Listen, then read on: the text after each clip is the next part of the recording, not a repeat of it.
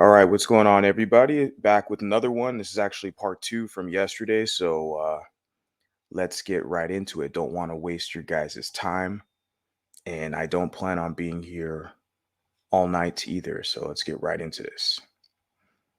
Everyone's favorite grifter, pro whack extraordinaire, Dr. Umar Johnson, the Prince of Panhandle, and I think that's what some people refer to him as. So let's get into this. Fair use.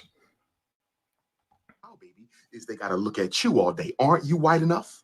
They already have a white doll baby, their mother.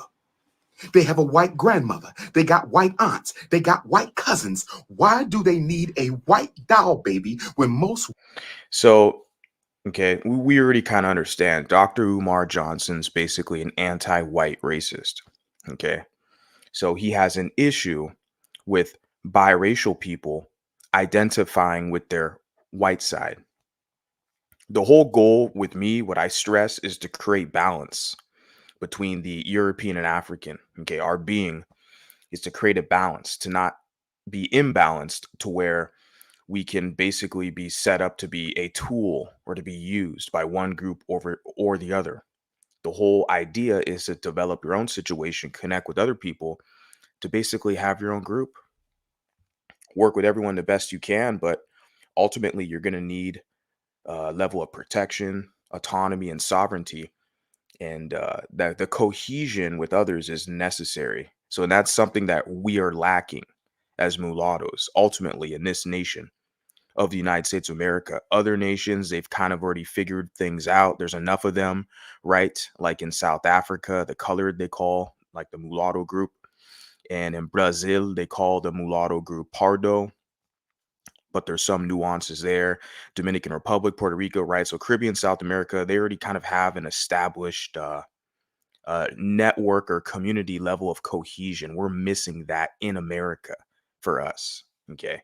But then we have these guys, these pro whacks, who know that there's a vulnerable situation out here with a lot of us, and they're trying to take advantage of that.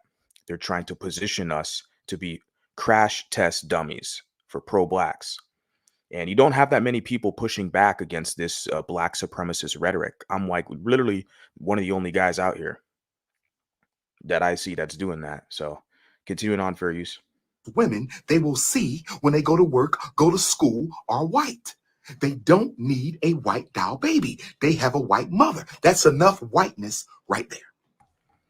It's so funny, huh? It's like, well, you have a white mother. You don't need a white doll baby. Don't give that biracial girl who has a white mom and a white grandma, don't give her a white doll baby. Give her a black one. You see that? This identity component. Like I said, he's a psychologist, so he really stresses on how we identify.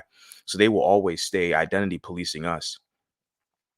I want to point out the contradiction because, like I said, we already established Dr. Umar and his followers are basically anti-white, racist, okay, pro-blacks. And for him, he'll never say, oh, that's enough blackness, right? If it's a black doll and black movies, he'll never, on the flip side, he'll never say, oh, that's enough blackness. That's too much blackness. But when it comes to the European side, all of a sudden he has an issue. I'm just pointing this out for you guys to see the kind of level of contradiction. So now, with that being said, you let her know that all dolls are black.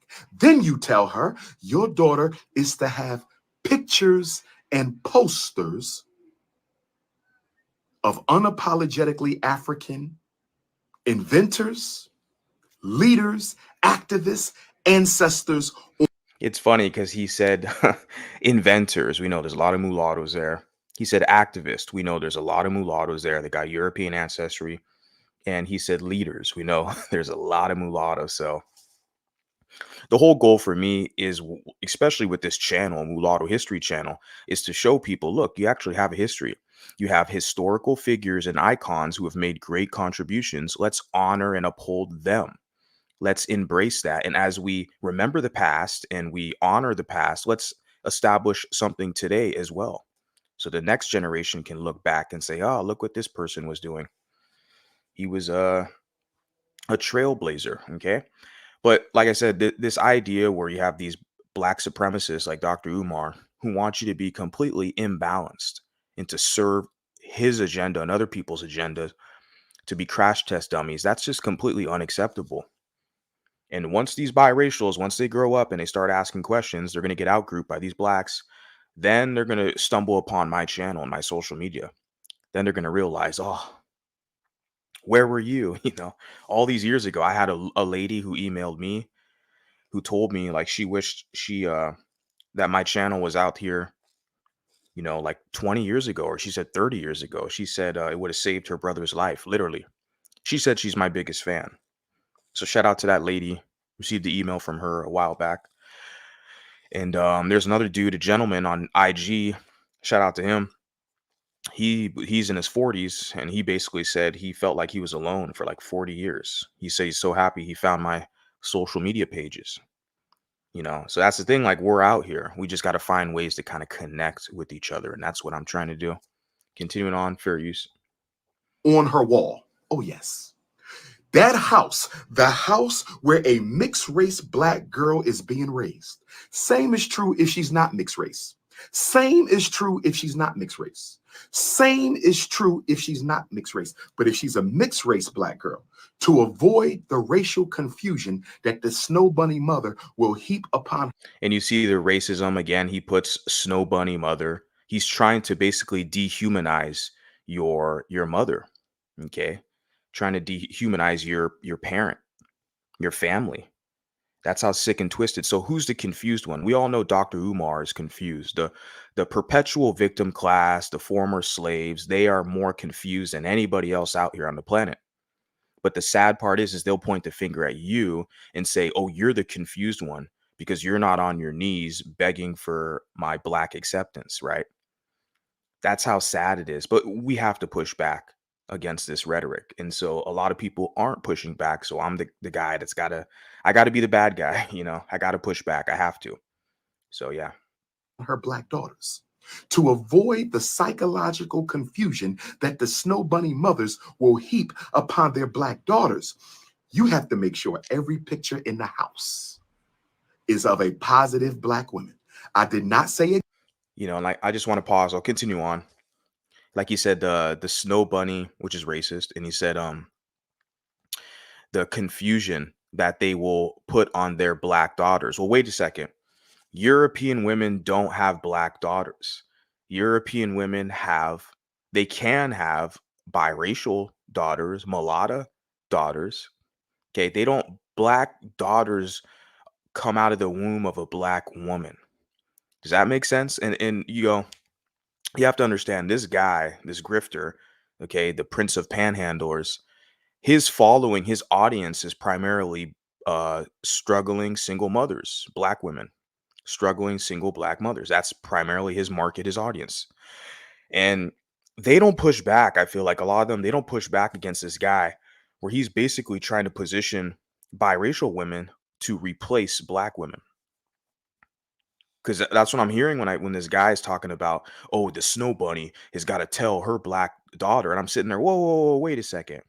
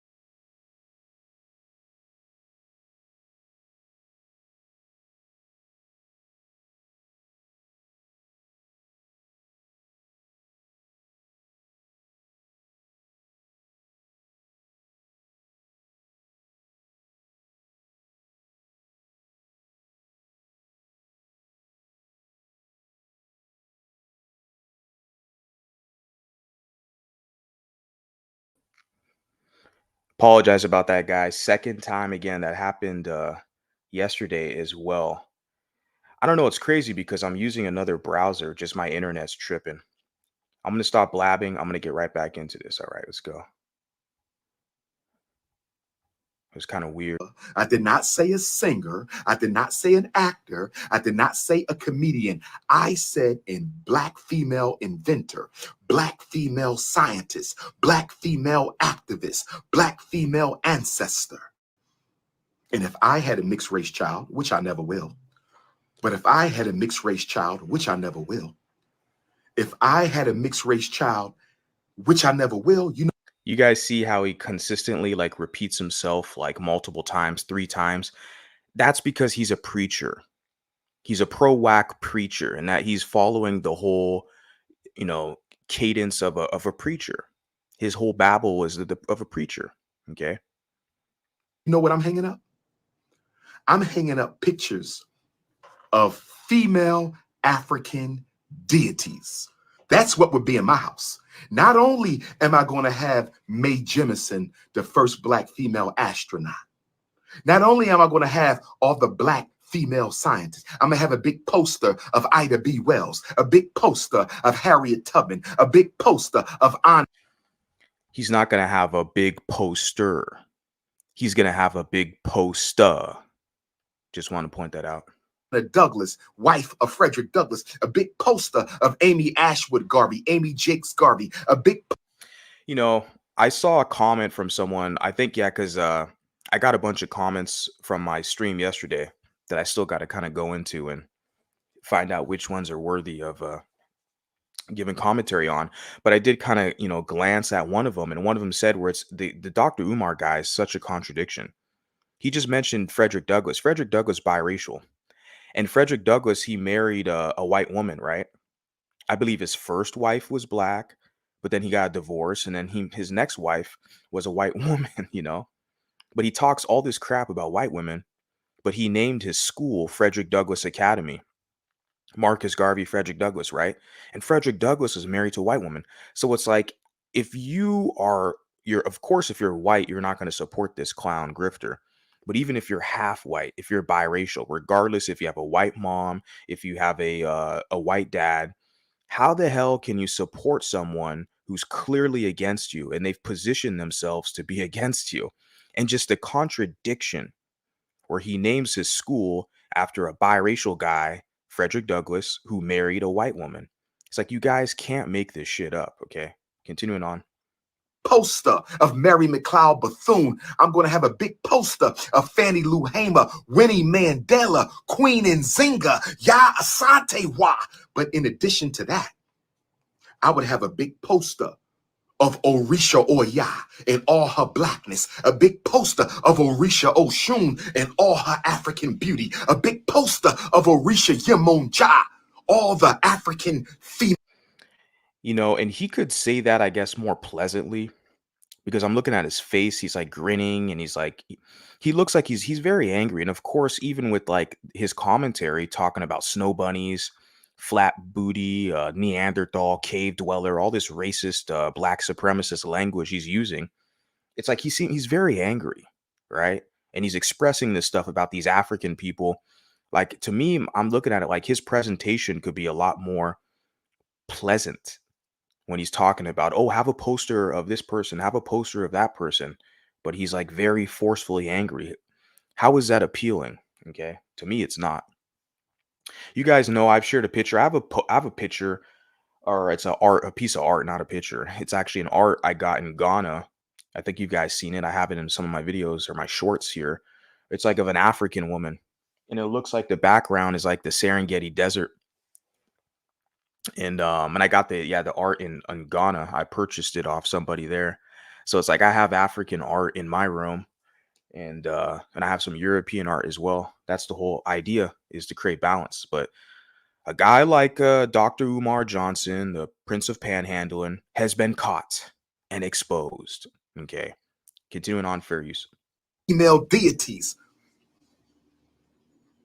Neteru Aset, Neteru Ma'at, all the African deities. I would have big posters of them. Let my daughters know this is a God. The black woman was the first image of the creator. And that's really sad. And you know what's confusing? It's going to be confusing with these black pros when they try to push that the black woman's God to a biracial woman, and then the biracial woman has a white mom. See, that might be able to work if it's on a biracial woman who has a black mom, and then maybe their white daddy was never around. Like say like Michi X, we can use for example. See, that might work with someone like that. But with a biracial woman or a girl, in this case, she has a white mom, and you have this pro-black who's sitting there saying, you need to look at these posters of black women and know that's God. It's like, that's going to cause confusion for the child. Major contradiction, because it's like, well, their mom is their guardian. They're literally conceived from their mom, birthed from their mom. Their mom took care of them, watched after them, loves them more than anybody else in the world.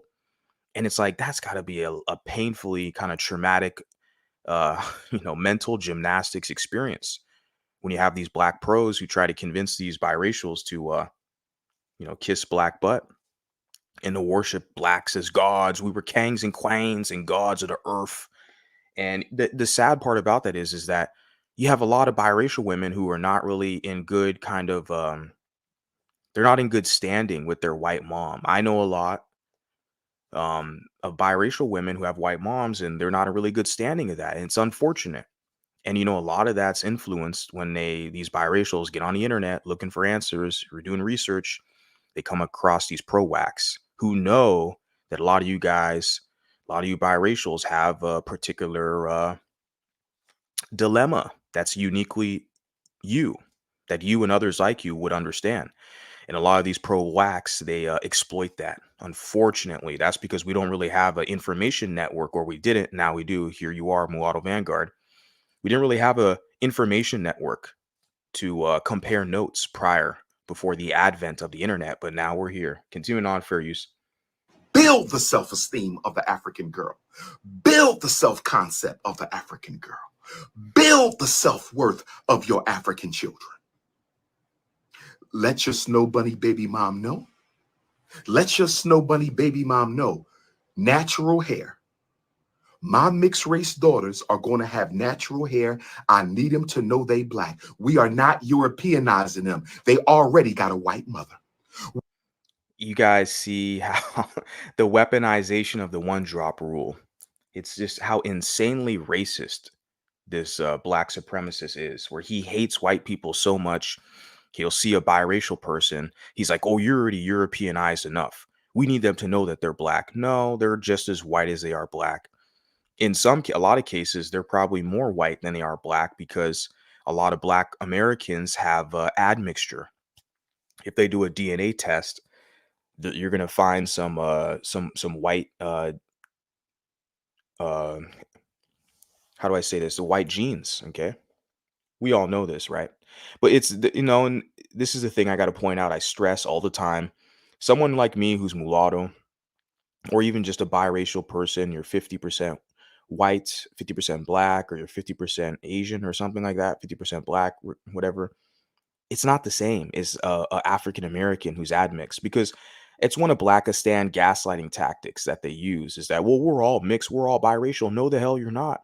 You look at me, you look at Dr. Umar, we're not the same, homie. You look at me, you look at, we just say Mike Tyson, you look at me, you look at Michael Jordan. We're not the same, homie. Me and Nick Cannon, we're not the same. Yeah, I'm sure Nick Cannon, you do a DNA test, he's got some European DNA for sure. Yeah. I don't know his admixture. Regardless, to me, I'm like, look, we're not the same. Okay. So you have to be careful, because these interlopers, when you use these very broad, vague terms like mixed or MGM, which is the same thing, multi-generational mixed, these interlopers are going to use that to jump into your conversation, to give themselves some kind of like legitimacy to be involved in the discussion. Of course, their whole goal is to steer the discussion back to some pro-whack nonsense. Nope, not doing it. We are not going to further Europeanize my African daughters. They already have a white mother. We are not going to further Europeanize my African daughters. They already have a white mother. No more further Europeanization. No more further Europeanization. No more further Europeanization. They already have a white mother. You guys see how crazy racist this guy is, where it's like, it's only an issue with like, oh, you already have enough white. What if it's like, well, you already have enough black? If we just flipped it and said the complete opposite, if it was a white man saying the same thing and they flipped it the complete opposite, you know, all the pro whacks are going to be whining and crying racism for the next 400 years. But I'm sitting there, how is it okay for this guy to literally position himself like that and say, well, you already have enough European? Well, what the hell's enough? And who the hell are you to mention that? Mr., baby daddy, two-time baby daddy. Like, who the hell are you to even say that, well, that's enough European? Well, he's a black racist. That's why he says that. Okay. Their hair is going to be natural. Now, in a minute, I'm going to get to what do you do when you have two mixed race daughters? One is light, one is dark. That is a very controversial issue. What about when you have two mixed race daughters? One is dark, one is light. That is a very big problem in our community. What if you have two mixed race daughters? He said in our community. Now, I have an audience because a lot of mulatto women don't feel like they don't belong to your community, Umar, the baby mama community that he's, of course, helped contribute to that. Interestingly enough, like, what makes you think they're not a part of the white community, that they don't work in white America, corporate America, they have jobs? Because I have my audience, I have people even older than me, Gen X, who follow me in this channel, social media. Like I said, I have professional people and they have businesses and and it's like, well, most of their clientele is white, like, or not non-black, I should say. Even my sister, I've said many examples where my sister, her whole business, it's like most of her students are white. I see all these pictures and videos that my sister shares of her business endeavor, and it's like I don't see any black people around anywhere, and she looks blacker than me. So it's like she's not a part of the black community. That's a false kind of narrative that they try to pretend. They try to weaponize the one drop rule and put this blanket of blackness over you to try to kind of grab you back into their influence, right? Right? Because me, I was never a part of your community. You were lucky I was even over there in the first place to help you people out. But you're ungrateful. You love people who hate you, and you hate people who love you, sadomasochist. So it's like you do it to yourself. And I don't feel sorry for you. I mean, I'm just one dude though. So One is dark, one is light. I'm going to come to that in a minute. What do you do when you have more than one mixed race child and they are different colors, different complexions, different hair, different eyes, different skin, different body type? I'm going to come to that in a minute. you guys see his kind of facial expressions. He's like, looks like he's like on drugs or something, honestly. I'm just saying because he looks like he's like super aggressive and kind of his composure is like out of place.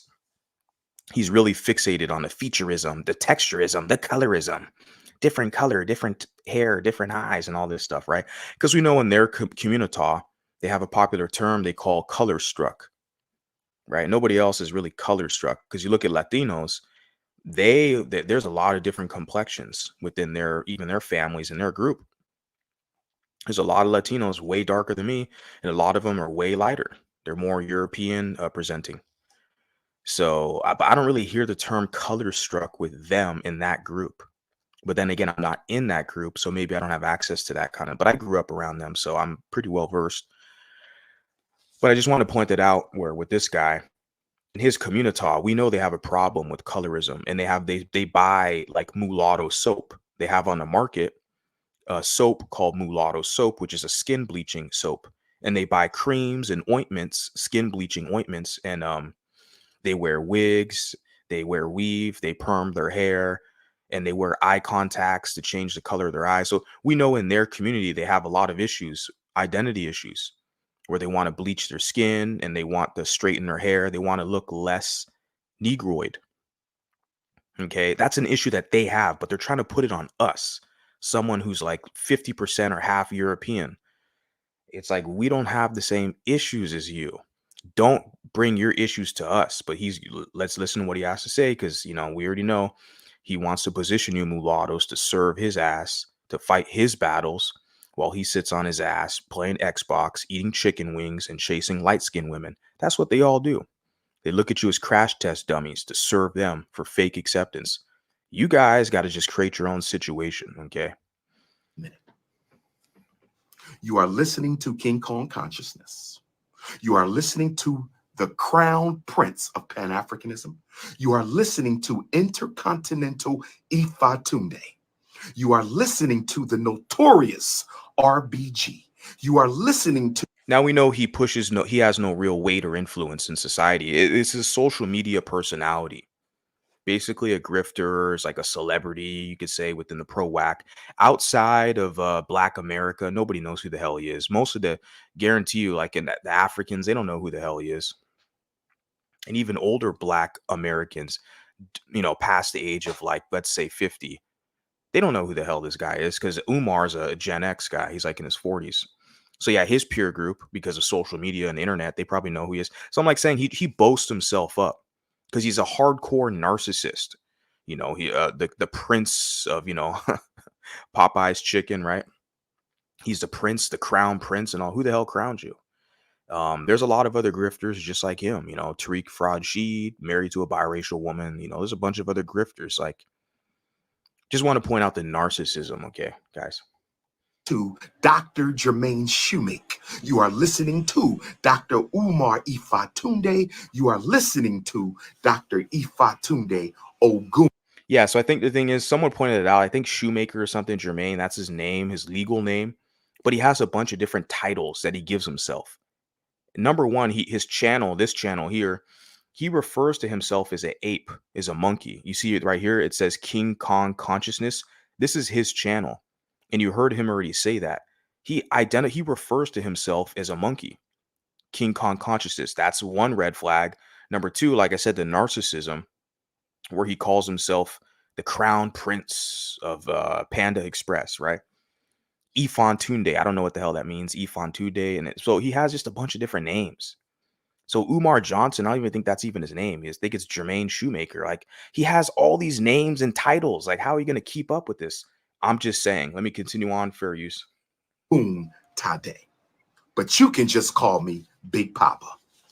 You can just... See, there you guys go, man. He's got another name for you guys, okay? Don't call him the crown prince of Papa John's Pizza. Call him Big Papa, Call him Big Papa. I mean, you guys, this is a joke, right? Call me Big Papa. You can just call me Big Papa. So let's continue. If I were the Black father of a mixed race daughter, if I was the Black father of a mixed race daughter, if I was the Black father of a mixed race daughter, and I recommend all Black fathers of mixed race children do this, have a meeting with the white side of your daughter's family. Have a meeting with the white side of your daughter's family. And of course, that whole meeting is to basically like negotiate or demand control over the child. It's like, I want to raise this child to be Black and biggity black, black, black. I don't think that's working out well. Like I said, especially once these multiracials, once they realize they have another option, they're going to leave his rear end in the community. They're like, take care. Especially a lot of you people have shown your ass and slapped a lot of these biracials in the face and mocked them all over social media. You don't think we take notes of that? I've been literally documenting, screenshotting, and all this stuff for the past 2 years since I got into this endeavor. And I got a whole boatload of information. It's going to continue to pile up. Like, the hate, the animosity, and the harassment that their community gives to biracial people, they've literally forced us essentially to create our own situation. So I don't know why, but they still want to like play this game to try to pull us back in to kind of serve them. Nobody's going to serve underneath you people. Okay, you can try, but it's really futile at this point. Have a meeting with the white side of your daughter's family. I recommend you do this before their second birthday. I recommend you do this before their second birthday. Before your mixed race daughter turns 2. have a meeting with her white family, with the white mother too. Have Snow Bunny there. You and Karen. You and Karen are going to have a sit down with Karen's mother, Karen's father, Karen's uncles, Karen's aunts. And again, the whole Karen term, he's literally showing you the animosity he has and feels towards Europeans. This Karen, Karen, Karen. Like the word, he's lessening the word to where it doesn't really have that much meaning. You're supposed to apply Karen in its proper context. Because I'll use that term before. I've said I've said the word Karen with another like slur in front of that when dealing with people who kind of gave me a dirty look or try to position themselves to be an authority over me or something just out here in society. I've used that term to people like um but that's the thing, like there's a specific like personality trait that you identify someone as a Karen. See, a guy like this black racist Dr. Umar, he's just going to call any white person a Karen. It's like, the word got to apply it to its proper meaning, okay? But I'm saying that because I'm pointing out that this guy's showing his hostility towards European people, and we kind of already know that. I just want my audience to know that we have to really start calling it out more, okay? Because this guy's Dr. Umar's had a head start. He's been on social media on the internet for over a decade now talking this crap, okay? And he's not stopping either. He knows that he's losing us as a subordinate group, and it worries him, it angers him. You can hear it in his voice. He's angry with us because he wants us to stay kissing his butt, doing all his dirty work, okay? Karen's cousins, Karen's friends. And you're going to tell them, my child is black. And I want all you cave dwelling Caucasians to understand. You guys see that? The racism? He can't hide it. He's like the cave dwelling. It's like, who can take this guy seriously? Like, I mean, man, if my mom like heard this guy, we're like, You're not going to go around this piece of crap here." He's referring to us as our parents as cave dwelling. And then what would that make him then? If the Europeans are cave dwellers, what would that make him? A jungle dweller, right? But of course, he wouldn't like that. He would cry racism for the next 400 years, right? Something. My child is black. If you ever make a derogatory remark about black people around my child, if you ever make an insulting comment to my baby about her hair, if you ever make an insulting comment in front of my child about her nose, about her lips, about her skin tone, not only am I going to jail because I'm a whip that ass, you will never ever see them again.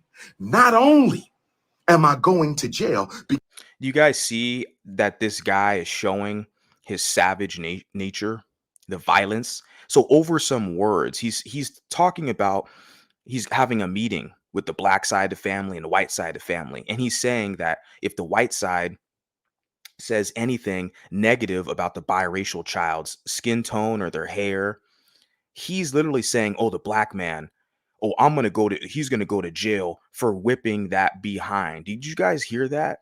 So this guy is literally acting like a beast, which it goes with his name, King Kong consciousness. That's literally his name that he named himself.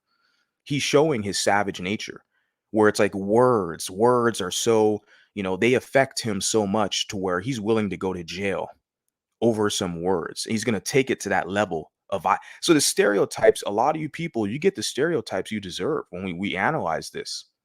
You see how that jumped up to like 0 to 100 over some words about hair or an insult. All of a sudden he wants to go to savagery and violence, and you wonder why. You look at the results a lot of people like him have in this society, and do you feel sorry for them? I don't. The derogatory remark about black people around my child, if you ever make an insulting comment to my baby. So that's it, an insulting comment. So if you insult somebody, according to him, he's justified with attacking you, physical violence. I'm pointing out the savagery that a lot of these people spew on the internet.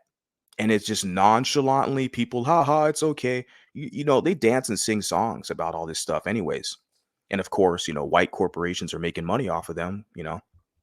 So, and a couple of them will get rich. A couple of little pookie rappers like Da Baby, and who else talks that ish? Who's on that type of violent stuff? Who else? I don't know. I think Future is all about just like pimping. He's got like baby mamas, but I know the baby talks all that rough talk, and a lot of these rappers, right? Let's continue on. I just want to point out the savagery that they exhibit. Okay. about her hair, if you ever make an insulting comment in front of my child about her nose, about her lips, about her skin tone, not only am I going to jail because I'm a whip that ass. You see that? So, if you make a comment,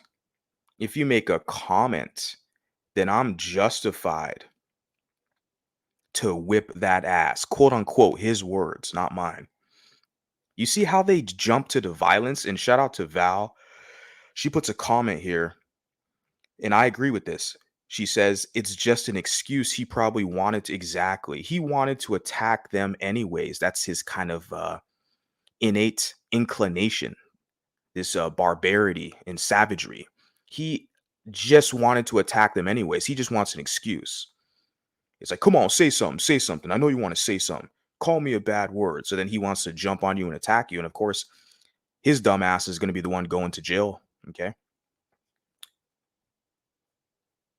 It's insane. Yeah, I'm just here to point it out, guys. Let my audience know that this is what we see. You will never ever see them again. Not only am I going to jail because I'm a whip that ass, you will never ever see your African niece or nephew again. Well, how are you gonna see them when you're gonna be thrown in jail? That's literally, you know, over you see how childish they act, like, and I'm saying I'm talking about Dr. Umar and his followers. Let's be clear. I'm not an absolutist. I'm not grouping all people together for all the little crybabies who are going to try to make that argument. When I'm speaking, generally, I'm speaking about Umar because he has a large following. So him and his followers, that's who I'm literally saying they, who will agree with that. But I want to make the point where Umar says, oh, you're never going to see that African niece or that African, it's a biracial. Okay. Let's be honest. He's just trying to weaponize the blackness on everybody. He's trying to say you're not going to see the biracial niece or whatever. But no, it's actually the other way around. The black guy who acted like a savage attacking a white person for a comment, that guy is not going to be able to see the biracial niece or daughter or child because that black guy is so stupid he couldn't control his anger. He's going to be in jail. And we see that in their own community where the numbers don't lie, not just the illegitimacy rate, but the incarceration rates. And a lot of the people that are incarcerated, the black men, they got kids out and they can't see their damn kids because they're locked in a jail cell. But it's the white man's fault, man. It's the white man's fault. I had to attack him. The white man made me do it, man. You know what I'm saying? You was a racist. You just don't like being black. I'm going to go cry to the white man, right? My child will not suffer racism at the hand of her blood relatives, be they black or white. My child will not suffer racism at the hands of her relatives, be they black or white. And so you have to make sure your Snow Bunny family, you can't send Karen to have that kind of conversation because she's not going to come with that African power. You can't come with that African power. When I think of African power, I think of a black man or a black woman in Africa, okay, who have supporting a black community, supporting a black family, upholding traditions, which I did see that in Ghana. Okay, so when I think of that black power, I see normal, decent, civilized people supporting their community, supporting their business. They're very prideful. That's one thing about Ghana that I love is you see the black people there. They're very prideful. They have pride in their culture. even if it's a guy who's like a taxi driver or who works at the hotel or like the restaurant, some of the local businesses, like whatever. Like there's a lot of people there, they have pride and they know who they are. So that's very powerful, even for someone like me who's a foreigner examining that. But I'm looking at this guy here, this Dr. Umar. It's like, yeah, I don't really see power. As Val put in the chat, I see a lot of sensitivity, sensitive over little words and insults to where you're willing to risk it and go to jail to prove a point. What are you proving? You're proving what we already all know. Like the stereotypes live on. Okay. That's it. Let the white mother of the black child handle her own family because she's not going to handle them. They're already mad at her. She had a baby with a black man. They're already mad at her. She had a baby with a black man. They're already mad at Karen and Julie and Stephanie. They're already mad at him for having a baby with a black man. So you have to go and talk to your child's grandparents. You have. I'd like to know, guys, do you think it works the other way around? Because, like if it's a black woman who has a child with a white man and they go to the black community. Now, I have Val, one of my moderators here in the chat. She has a black mom, a white dad. I know she has some stories to share. I'd love to hear more of that in the future. But it's interesting to know, like, are the black people, are they upset with that black woman for having a child with the white man? I mean, I don't know. I'm guessing, yeah. I mean, there's probably similar levels of hostility that white women will face with having a child with a black man. I'm not saying it doesn't exist. I'm being honest. I know it does exist, but like I'm looking at my white relatives growing up, being around them. Maybe there was some hostility, but it's just like there was nothing they could do about it. I'm here. What are you gonna do? You're gonna just hate me, or you can do that, but you're just kind of making it worse for yourself. Because shit, I'm still here, stronger than ever. I'm not going anywhere. Let me continue on. Fair use. Have to do that. Oh, yes. Oh, yes. Oh, yes. And black father of the mixed race African daughters, black father of the mixed race African daughters. He's saying mixed race African daughters. Now, these mixed race people, he's talking about in the American context, because Dr. Umoist is an American. So then that they would be mixed race American. Okay, they wouldn't be mixed race African. Okay, the African gene is not dominant, and plus they're not even born on the African continent. You want to know who your African is? You got the guy Elon Musk, this multi-billionaire. That's your African. Okay. Um, but no, he's talking. It's a contradiction, right? It's a mixed race American. Okay, not black. It's not African. Okay, got to make that clear. Black father of the mixed race African daughters, you have to turn your house if you are not living with the mother.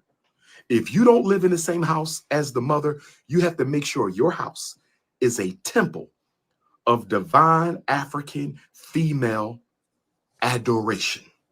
When your mixed race African daughters come to your house, they better see nothing but black women on the walls.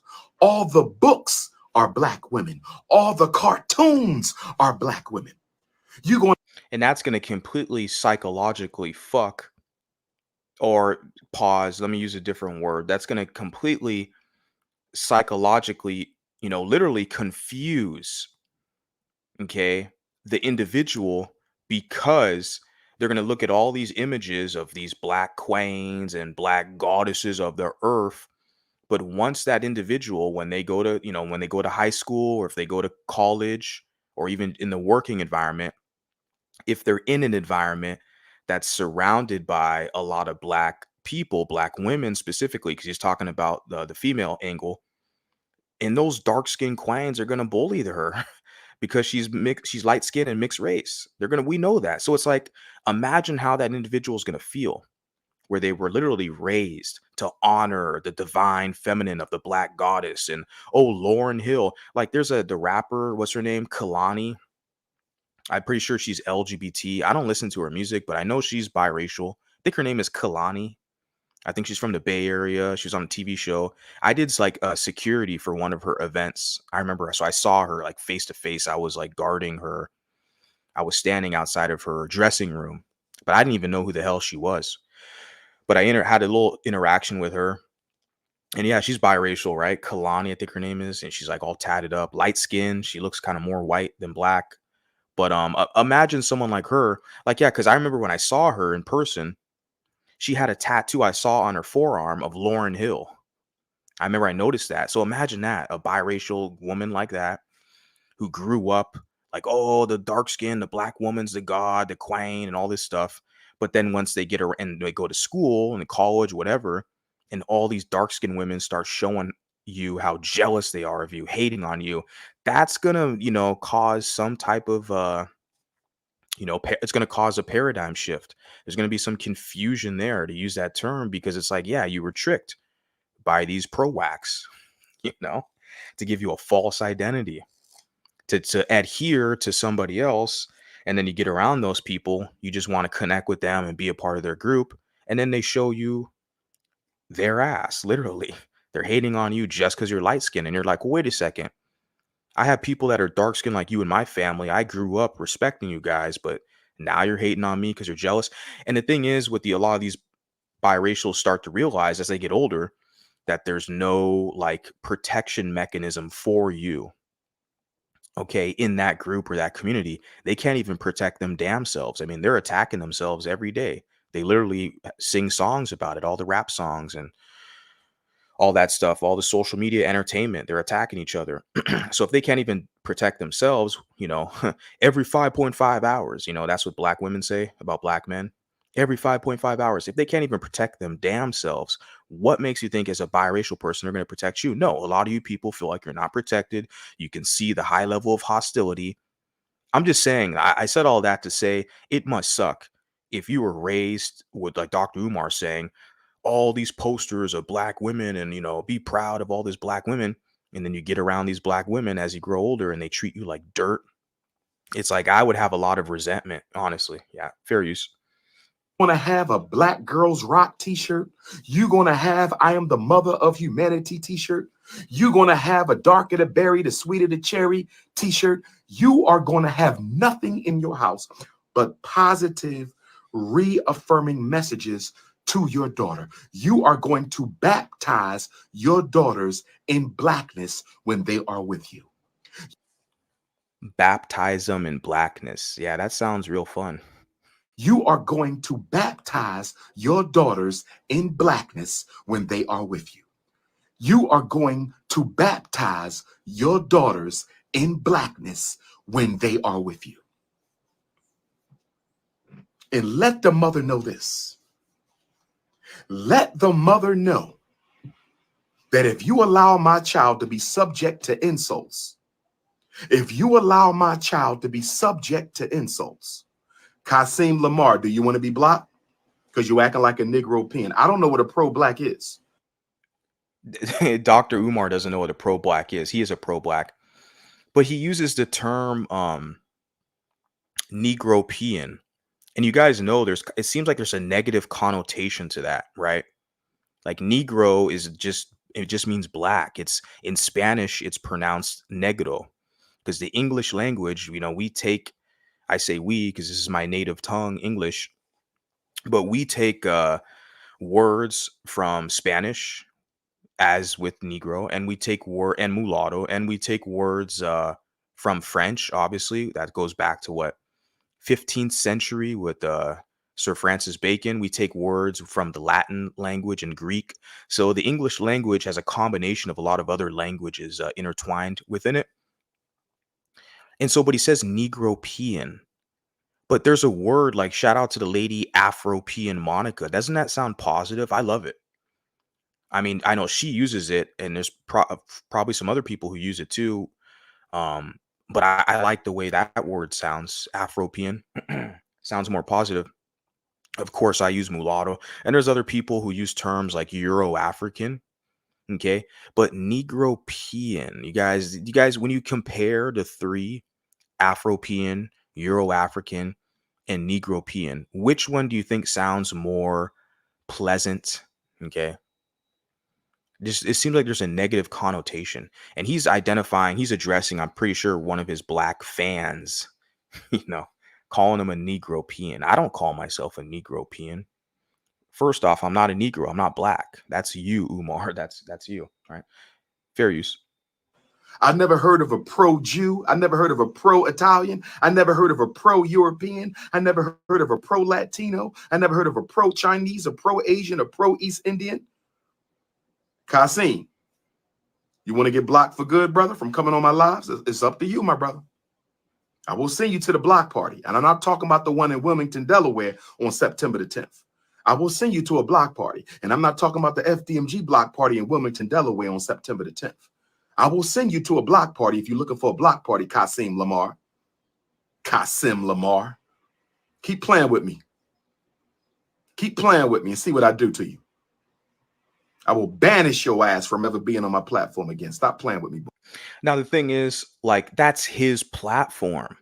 He's exercising. So I like that. I'm going to be honest with you. I don't agree with the man's, you know, his philosophies and talking points. Of course not, because he's a black supremacist. He wants to weaponize mulattoes to fight to fight their battles for them. And of course, we don't get full membership access into his group. So I absolve myself from his influence and his pro-black infringement. That's why I'm having this discussion or this kind of reaction. But the way he's managing his channel, when he sees a comment he doesn't like, and he's like, "You're gonna get blocked or banned." I'm like, "Yeah, that's cool. It's your channel, your platform. But remember, you're using the white man's, technology, the white man's website to talk crap on the white man." You guys see that crap? It's ridiculous. But he wants to run his channel and curate his audience, which is good. Everybody can do that. But see, when I do that, people will be like, "Oh, it's just a trauma bonding echo chamber. You just want an echo chamber." No, I'm not going to let your ass get uppity over here and troll me or something like that. Or no, I don't want you over here.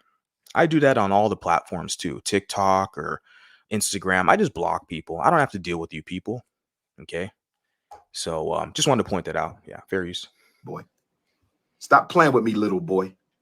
Stop playing with me, little boy. Probably got a snow bunny. But let me. And then, of course, just before I continue on, he's saying little boy. Now we know it's not a boy. It's an adult man, one of his fellow black men that he's addressing as a little boy. Now I'll be honest, I've said boy several times on his platform. Not gonna lie, but I'm just pointing out that he's doing that as well. But we know in this society, it's what's bad for one person like me, it's acceptable for another person like him because he's a part of the perpetual victim class. So he gets to be anti-white. He gets to be racist. He gets to be anti-American because he's he's a protected victim class. Okay, just pointing that out for you guys. Let's get into this. Refocus. Let me refocus. Let me refocus. You tell the white mother of your black children. You tell the white mother of your black children. Okay, black children don't have white mothers unless they're adopted. Traumatized by your white racist relatives. If you allow my child to be psychologically traumatized by your white racist relatives, I will take you to court and I will get custody of my child. I will take you to court and I will get custody, full custody of my child. And I guarantee you that rarely, if ever, happens. What happens is we know most biracials that are black, white biracials. I have to be specific because we have a lot of biracials who are, Mexican white or Asian white, etc. But in this context, that's why I say mulatto, because there's no confusion. You know what kind of biracials I'm kind of specifying. And what we see is with most of the mulattoes who are biracial, black, white, in this country of the United States of America, the vast majority of us have white moms and black dads. And we see a common trend that black men do, not only in their own community with black women, where there's a illegitimacy rate and a out of wedlock birth rate, and also the broken homes, right? That same statistic and number gets kind of how do I say it? It basically gets replicated into other groups, other communities. So those of us, like I said, black, white, biracial, we have white moms. It's usually the white moms who end up having most of the ownership in the being the guardian of us, because the parents separated. There's high numbers of interracial relationships that are black white, resulting in divorce. Most of the children are going to be brought up with white moms. And yeah, in a lot of cases, the black father will be around somewhere, visitation rights and stuff like that. But it's like they're not the main. How do I say this? Like guardian, I guess I can say the main guardian's not going to be the black parent. Not when it's the white female, black male. When it's the other way around, then you see that when it's the black female and the white male biracial, then what happens a lot as well, is that the child is brought up with by a black woman, and the white fathers in a lot of cases is not around. So just wanted to point that out. Usually we already know, based off the courts, based off in America, the female usually will always get custody, okay, over the man. That's how the laws are set up in this country. Let's continue on, fair use. You are not going to traumatize this baby. Here's one thing you need to do before you buy anything.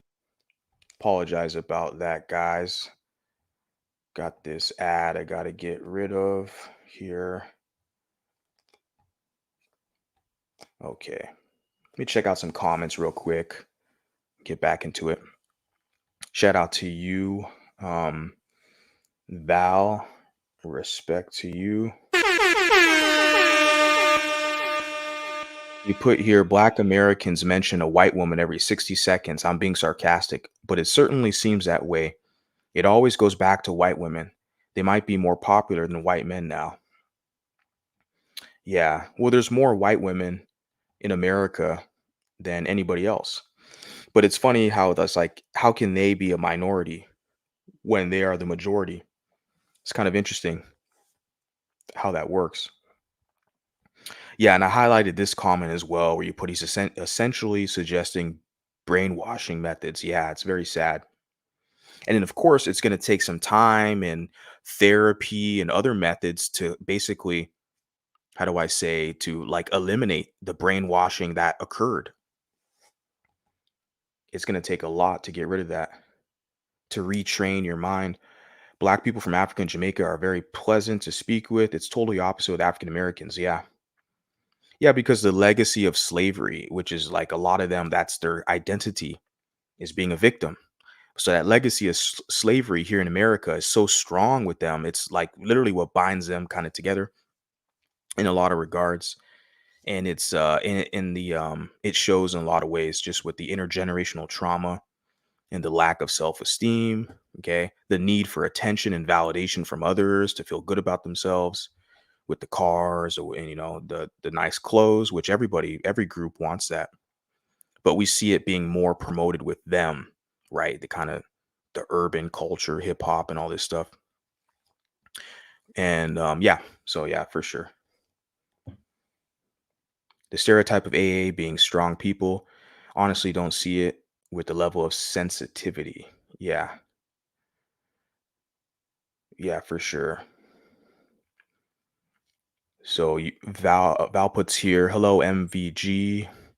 I left you a comment on your latest videos about another creator's community post about mulatto women dating black men versus white men. The comments are something else. Yeah. You mentioned a black manosphere grifter, a woman by the name of Shay Sharday. Because like I said, with black men, they serve black women. In the United States of America, and other black nations or majority black countries, it's different. But in the United States of America, the black community is a matriarchy. Black men will always serve black women. Okay. And Shay Sharday, you have these women, these grifters who can get into the black manosphere and they can grow their channels very quickly. and they have a majority black male audience. All they have to do is just look pretty, right? They don't even have to cam up. You saw Jessica X from the UK. Most of her audience were black American men, you know. She didn't even have to cam up. And all these little pro whack black manosphere simps are gonna go jump on her channel looking for validation, you know.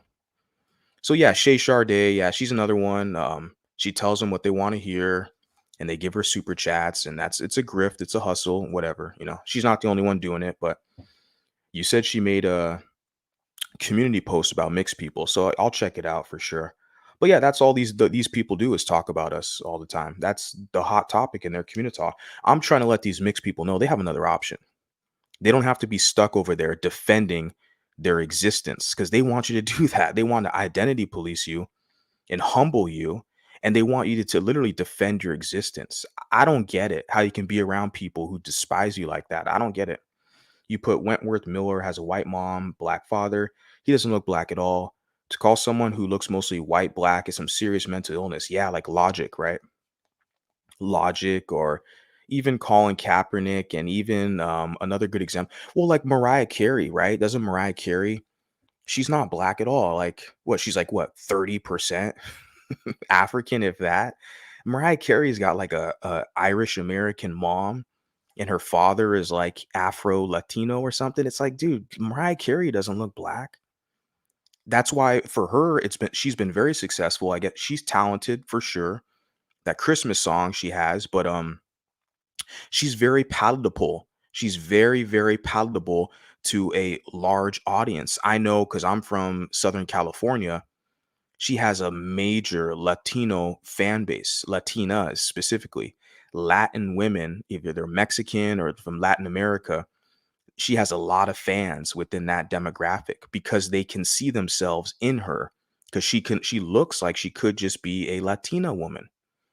So it's been very good for her. Yeah, so she doesn't look black at all. It's like, you know, these people are trying to fool everyone else, not fooling me. Let's continue on with this fair use. Let me share my screen. Divine. As What makes it divine? Divine African seed. What makes it divine? Right? Divine. So divine that it's gonna have two baby mamas, you know, two baby mamas and a parent that doesn't even talk to you, it doesn't even like you. Yeah, pretty divine if you ask me. Yeah. as it may, we can't cry over spilt milk, literally spilt milk. We can't cry over spilt milk. We can't cry over that. We're going to raise this girl like the black queen she is. And if you can't help me raise my daughter like the black queen she is, I'm going to take you to court and get full custody of my baby. I would say it's a mulatto queen or a mulatto princess like Meghan Markle. Or you can say biracial queen, that's fine. But a black queen, really? What? Alicia Keys, or what's the other woman? Tracy Ellis Ross. Okay. Is that a black queen? You know, you look at her, it's like, really? That's a black queen? I'm thinking somebody like Brandy. She did the Cinderella movie, you know, Brandy from the 90s, right? The the actor, entertainer, kind of actress, or yeah, artist. Brandy, I would look at her and say, yeah, she'd be a black queen, or Lupita Nyong'o or something like that, right? But really, a biracial, it's a biracial woman. It's a biracial queen, not a black queen. Okay, Umar, I know Umar, I know you want the preference to stay because you want to absorb us. They want to neutralize us because they feel like mulattoes are a threat. This is really what it's all about. You guys have to understand. This is political war strategy. Dr. Umar is a black supremacist, a black nationalist, he's pan-Africanist, okay? And he follows the same philosophies that they all do. And I've already shared with you their blueprint, their book, their manuscript is The Destruction of Black Civilization by Chancellor Williams. And their whole position is they call the mulatto problem. They view us as a threat. If we collectivize, they feel like we're going to take power from them or undermine them in their efforts. So his strategy, Dr. Umar, is to absorb us, but he's more fixated on the women because he knows, because he's a man, he's a predator. You know, in this case, because he's fixated on women, he feels like it's going to be an easier job hoodwinking them, tricking them to be down with him and all the rest of the baby mamas. Okay, he knows with the men, it's going to be a lot more competition, and it's going to work in our favor in this society. So yeah, continuing on, fair use. baby. Now, here's a very important point I'm about to mention. Here is a very important point I'm about to mention. Here is a very important point. Pearline Brooks, block party. Ban Pearline Brooks from all live streams. Who else got something to say? Shout out to Facebook. You can now ban people from all live streams on Facebook. So guess what I'm going to promise my Negropeans? I'm going to start doing that in the future, multi-streaming on like multiple platforms. I know there's a lot of people who are already ahead of the curve. They're doing that now. Like I said, this is like a part-time endeavor. I'm just happy to have other mulattoes who get it, who understand it, who understand the importance that we have to, you know, establish personal autonomy, sovereignty, develop some cohesion. And I really appreciate that. And I love what I'm seeing with you guys like Val, DC, and you know who you guys are out there, the people I'm in kind of contact with on a daily basis, pretty much. So I just love the community that we're developing. But yeah, so this is like a part-time thing for me to hop up here and but eventually it's going to be way more kind of professional, where it's going to be more multi-streaming, have my own domain set up, because that's really the way to go if you want to establish that kind of reach to kind of jump to the next level. Because any of these platforms can pull your plug, you know. They don't like what you say, you say something, you know, they can pull your plug, you know. So you got to have a backup plan, and I'm working on that. If I ban you, I'm not banning you just for this live stream. I'm banning you for eternity. Ashe, ashe, ashe. Let me say it again. My Facebookers, if I ban you, I'm banning you for eternity. Shout out to Facebook, Zuckerberg, for having a permanent ban. They just added that. I never saw that before. They give you the option of banning them from this live stream or all future live streams. I'm not going to play around with you coons. I'm not going to play around with you coons. Yeah. The thing is with me, man, there's a guy, I got a obsessed fan, some like wannabe drill rapper guy. He's like in his early 20s, where it's like he's obsessed. It's really creepy. Where I block him, I block his account. He creates a whole new account. You know, he creates a whole and still watches my shit. And like he did that on Instagram. I blocked him on Instagram. He created another Instagram account. Like he's trying to like connect with me or talk to me. It's like, I don't like you. You're weird. You're creepy. And he'll go to TikTok. I think he's even shot me an email before. Like I'm documenting all this shit. I'm just screenshotting. Like literally, since I've been doing this type of content, I at least I got one obsessed fan now. It's fucking weird, man. I'm just out here to connect with my people, connect with these mulattoes. And I got some creepy interlopers who are like fans where you block an account, they create a whole nother damn account to try to interlope in your space. I'm like, why are you here, bro? Go away. But they never go away. It's like a cockroach. You step on one, another one crawls in. It's really creepy. Yeah, fair use. I'm not going to play around with you Africoons. I'm going to ban you from all live streams going forward. So let's refocus. Tell her you will take her to court and get your child if she allows your child to be victimized and psychologically traumatized by her Caucasian relatives. Now, here's a very important point. White mothers of Black children will swear they're not racist. Okay, Black children don't have white mothers unless they're adopted. I have to continue to reiterate that because we can't let this guy continue to weaponize the one drop rule against us. You guys got to push back. I'm one guy, but that's to all you people everywhere you are. on social media, when they try to weaponize that one drop rule, you got to push back on them. Because remember, this guy is like basically a fraud, Dr. Umar. Remember, I shared that video a couple weeks ago where he basically was talking about mixed race people are going to be the new black in America. Everybody's going to look like Steph Curry and Mariah Carey. But it's like, well, wait a second, homie. I thought we're all black. I thought, I thought the black gene was dominant. I thought we're all black. So which one is it? So it's you people that are confused. It's not the biracials. The biracials aren't confused. It's you people. You pro-wax. Okay. We know what's up already. White mothers of black children will swear they're not racist. White mothers of black children will swear they're not racist.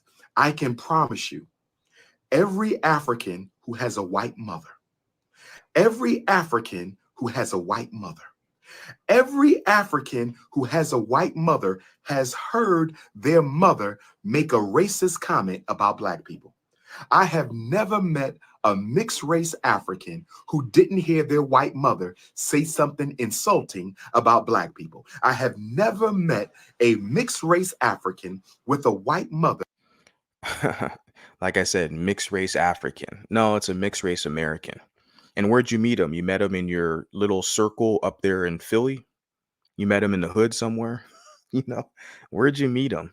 Like, this is a big country. The environments change. The culture changes. There isn't really just one solid American culture.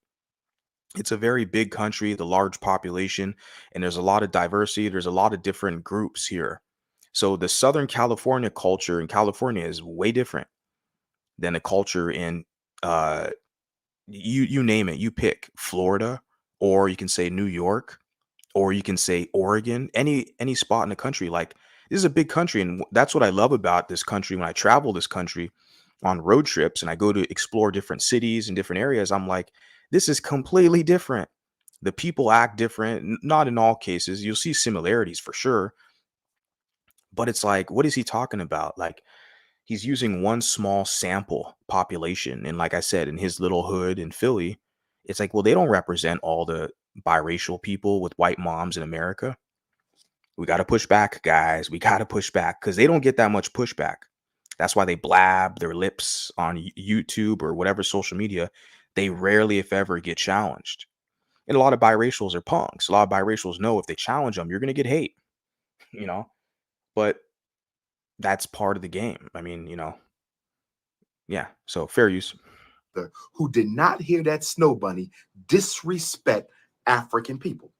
And in fact, they will even disrespect their own black children.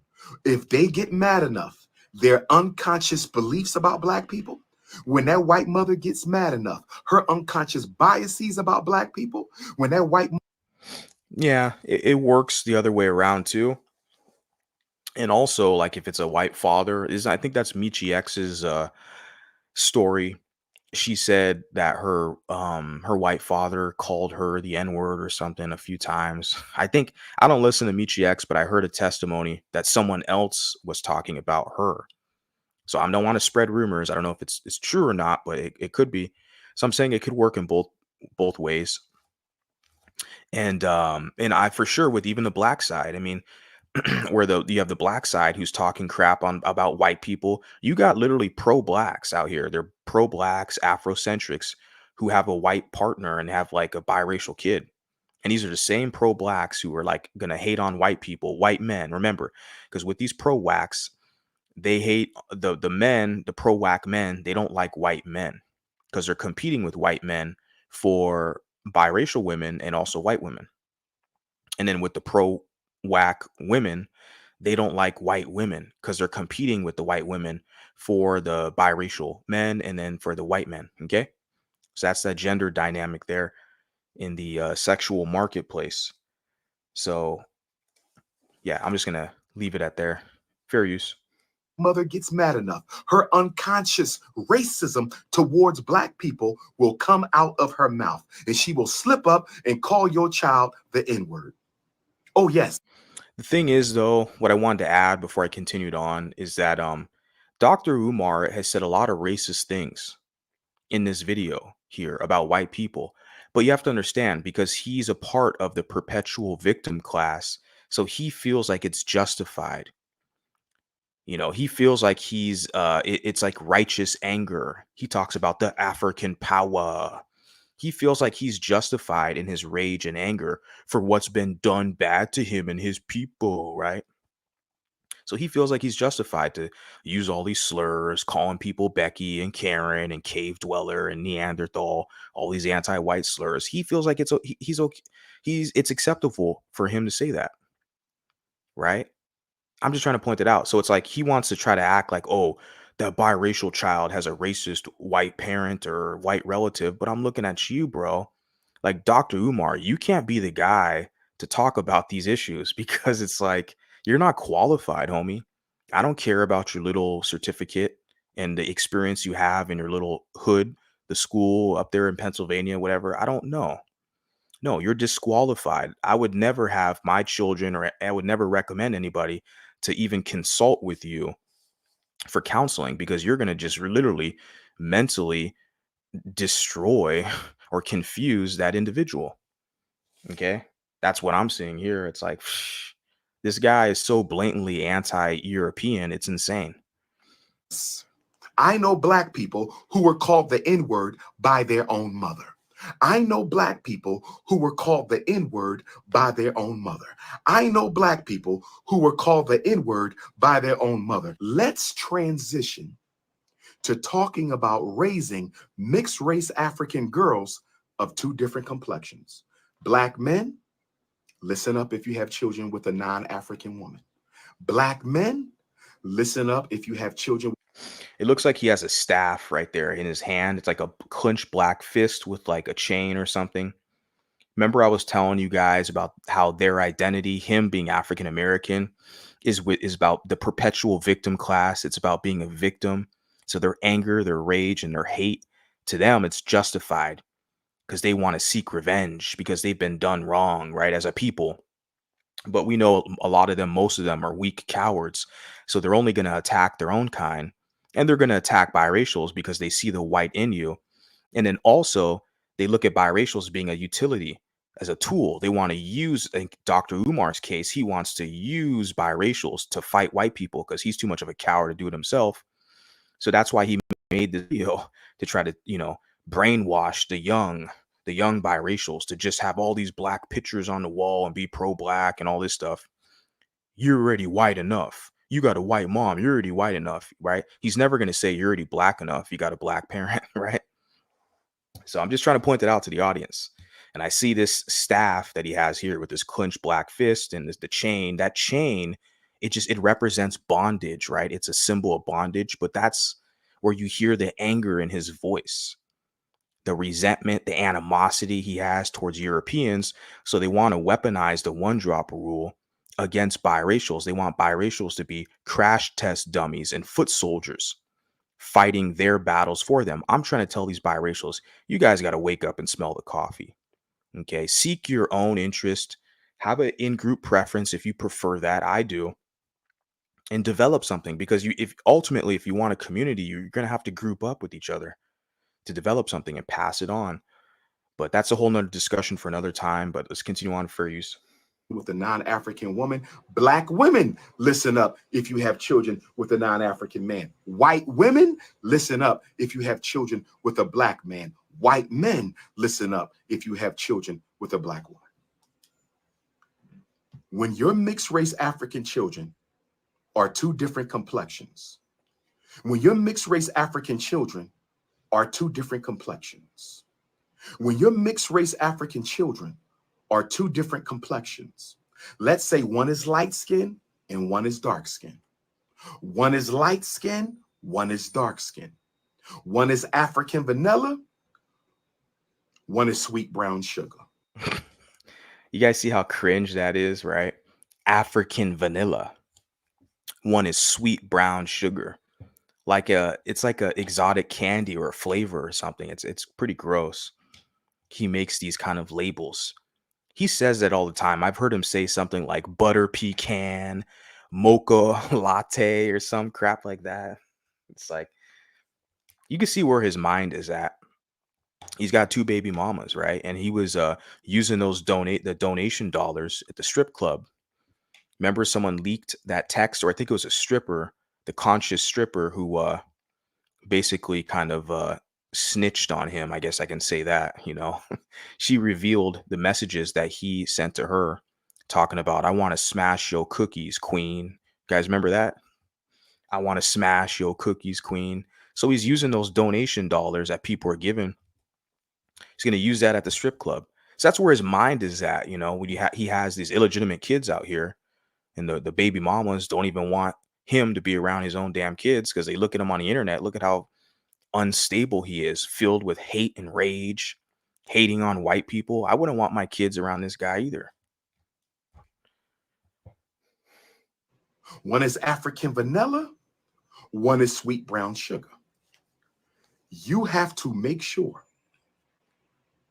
the white mother of your black children and her white family does not show favoritism to the lighter child. This is a big problem in the black community, even in regular black families. This is a big problem in that black community, even in regular black families. This is a big problem in the black community, even in regular black families. You guys hear that? Regular black families. So all you biracials that are all pro whack, you're not even regular. you know, you're not an African. You're a mixed race African. You're not regular. It's funny how you guys don't even get the hint. You haven't even got the clue yet. Haven't had your biracial wake up call yet. And some people get it later on in life. I know I got mine in like my late 20s when I started navigating around more of their spaces. And I was like, oh, that's how you people really feel about me. I was like, you people are way more racist and worse than the white people. I was like, shit, if all I have to do is, I hear a couple insults or something from them when they have a larger population, more businesses, more opportunities, if a few of them are going to throw some insults, and I just know, okay, I'm not going to kick it with that guy. I'm going to avoid him. But when I get around you people, it's like no businesses, no infrastructure. There's not only insults, there's like potential threat of violence. And I'm looking at you, and then most of you serve white people and other groups. I'm like, it's a no-brainer what I'm gonna do. Okay, fair use. Families. Make sure the white mother understands that you have an unconscious bias for the lighter child. And you have to remain vigilant about your unconscious racism, because your unconscious racism will have you spending more time with your light-skinned black daughter than your dark-skinned black daughter. Your unconscious racism will have you being more friendly and welcoming to your light-skinned black daughter than your dark-skinned black daughter. Your unconscious bias will have you honoring and praising your light-skinned. Yeah, that whole discussion. I'm thinking about if I should just fast forward that, because that's a issue in their own community. That's their own issue. I mean, other people don't have that issue that I see. That whole colorism thing, that's their own discussion. I don't do colorism content over here. I'm focused on the culture and heritage component, finding balance between European and African, developing a community out of that. So I like what Val puts here, the comment. She put, he should be honest, black men are the most dangerous thing to black queens. Not only that, they are the most dangerous things to themselves. It's not even like white men or Hispanic men. It's other black men. Let's be honest. We know this is a fact, and I can bring on black men, and if black men are honest with themselves, they would say that's true, unfortunately. But the pro blacks are going to say it's white supremacy's fault. White supremacy made us, eat that donut. White supremacy made me steal and cause harm. White supremacy made me sit on my butt playing Xbox and eating hot Cheetos. So when you talk to the pro whack, everything's white supremacy's fault. There's no accountability. But if you ask an honest, hardworking, decent, civilized black man, he's be truthful. He's gonna say, yeah, you're right. We look at hip hop, we look at the culture that's being promoted. It's a big threat for black men and other black men. Okay. I didn't make the rules. Okay. You don't like what I'm saying? Well, tell me what you don't agree with. In Val, another comment puts, I thought he was with an escort. Well, a lot of the strippers are escorts, so a lot of them, yeah, goes kind of both ways. I find it funny that he acts like he has high morality. At the end of the day, he's a stereotypical Black American male. I believe he has like a hip hop manager. That's what that SETI guy pointed out, was that he has like a hip hop manager, you know? So that's why he tries to kind of position himself, that persona that he's establishing. He calls himself Big Papa. You already got a dude, a rapper, who's deceased now, who called himself Big Papa. He was Notorious B.I.G., Biggie Smalls, right? That was his name, Big Papa. So now this guy here, Dr. Umar, is trying to take that name. This guy's got like 10 different names, but that goes with the whole persona that he's trying to create, for sure. Continuing on, fair use. Black daughter, white woman, more than your dark skinned Black daughter, white woman.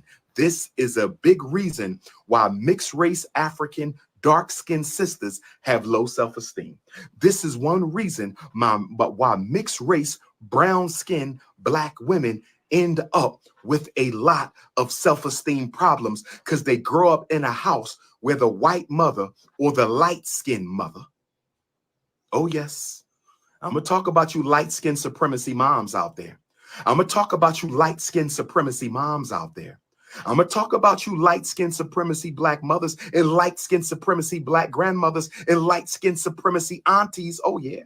So you notice he said mothers, grandmothers, and aunties. So he's mentioning the women. You guys notice? Did you guys catch that? He said light skin supremacy, mothers, grandmothers, and aunties. So and that's his community, not my community. I'm not a part of his community. Okay. But he's saying in his community, he's trying to put the women on blast. The light skinned women. He's saying light skin supremacy. His words. He just made it up, I guess. Light skin supremacy. I don't know. You have dark skinned people in Africa, the Caribbean, all over the place that are bleaching their skin to look lighter. But he mentioned the women.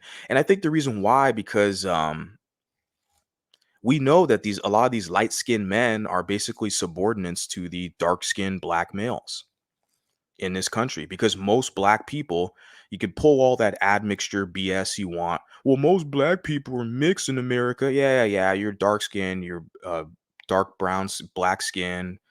You look like Dr. Umar or whatever. You look like Tyrese, whatever. You're not mixed. Okay. And we know most people in the AA community, they look like someone like Dr. Umar or Tyrese or whatever you pick, Wesley Snipes. Okay. So therefore, the people who are light-skinned individuals, they're not in the majority, like a Chris Brown, someone like that. And I believe both of his parents are mixed race, if I'm not mistaken, Chris Brown. But yeah, so guys like that, the Chris Brown and whatever, the African American culture, the males, they're basically, a lot of them are kind of punked if they're in that group. They're positioned to be a subordinate underneath the darker skinned males. So the lighter skinned Black males in that group, they can never establish any kind of supremacy because they're already basically positioned underneath the darker skinned Bantus.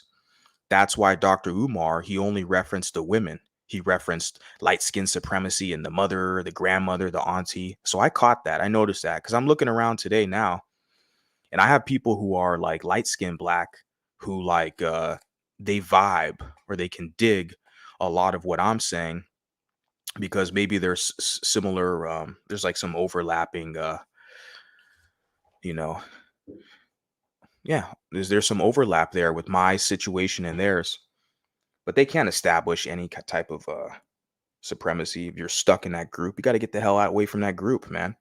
That whole group, the position is to absorb you, devour you, and to use you, to consume you. They're not going to create anything. They're not going to produce. They're not known for that. They'll produce music that everybody else will enjoy. They'll entertain for sure. But their position is to use you. They want you to fight their battles for them. Okay. So continuing on, fair use. You always want to take the light-skinned granddaughter, but you don't never want to spend no time with the dark-skinned granddaughter. You always want to take the light-skinned niece out to eat, but you never want to take the dark-skinned niece out to eat. Oh, yeah. This ain't just about white women. This ain't just about snow bunnies. This is about light-skinned supremacy, black women. Black women who are light-skinned supremacists. Oh, yes. When you have children of different colors, there are certain rules everybody need to know who are going to be in that child's life. When you have black daughters of different complexion, whether they mix race or full race, whether they mix African or full African. So, like I said, Africa is a continent with like over 50 countries in it. So it's like that doesn't specify anything. Like mixed race African, that could be like an Egyptian or a Moroccan. In Morocco, they have a lot of ambiguous people. They have mulattoes there for sure in Morocco, North Africa. So they have people there. Yeah. So it's like you have a lot of you have mixed people in certain regions in Africa, like we know the coloreds for sure in South Africa. So it's like he said mixed race African or full African. Like he's letting you know that you're not the same as him. And a lot of the biracials haven't figured it out yet. And I'm saying this, look, I met Dr. Umar 8 years ago in 2016 in the University of Long Beach, Cal State University of Long Beach. This is Southern California. So I actually met the guy face to face. We had a little brief discussion, took a photo, took a picture. I was at one of his lectures. Okay. So where was I going with that? Yeah, that I'm basically qualified to speak on this, okay? Because I was in a different place back then. I actually had some sympathy and hope for a lot of these people, but over some years analyzing information, I just realized the conspiracies they push and the animosity they have towards mulattoes. It's like, look, you guys just got to get the hell away and do your own shit. Seriously, there's no ifs, ands, or buts. But a lot of biracials, especially if they have their bastard kids by black pookies, those ones you just got to cut them off and block them. They're already done. They just want a comfortable place underneath blackness, and they're going to be in opposition to you because they're black identified. They just want to be black, and so they have a black man's kids to prove their loyalty to the black race. Okay, so they're always going to be in opposition towards you, who wants to create something that specifically caters to biracial people. Okay. There's certain rules. If you got daughters of different complexions, even if you got sons of different complexions, but especially if you have daughters of different complexions, there's 5 rules. I'm going to give you 5 rules that everybody better understand about your children. They white mother better understand it. White cousins better understand it. White aunts better understand it. White uncles better understand it. White grandparents better understand it. Black grandmothers better understand it. Black grandfathers better understand it. Black uncles better understand it. Black aunts better understand it. Black cousins, black friends, black in-laws, black. Yeah, I don't think they're going to understand it, especially not coming from Dr. Umar, because he's not able to articulate these things effectively because he's basically unhinged and he's not composed. You can see he's very aggressive. He's like yelling and preaching. And that stance is like archaic now. Like his whole position of operation out here, that worked in the 60s because those are he romanticizes that civil rights era with the Black Panthers who were at the rally yelling and screaming like Bobby Seale or Huey Newton. Like those black leaders or black activists, I can say, from that era. Like this is 2024. People, I mean, I'm not trying to hear this crap, but he's talking about biracial, so you're damn right. I'm going to take notes and also inform my audience, these other mulattoes out here. But like the only people who are really taking this guy, Dr. Umar, seriously are, black women who are disgruntled with their situation and who are looking for hope because Dr. Umar is a preacher and he's selling them hopium.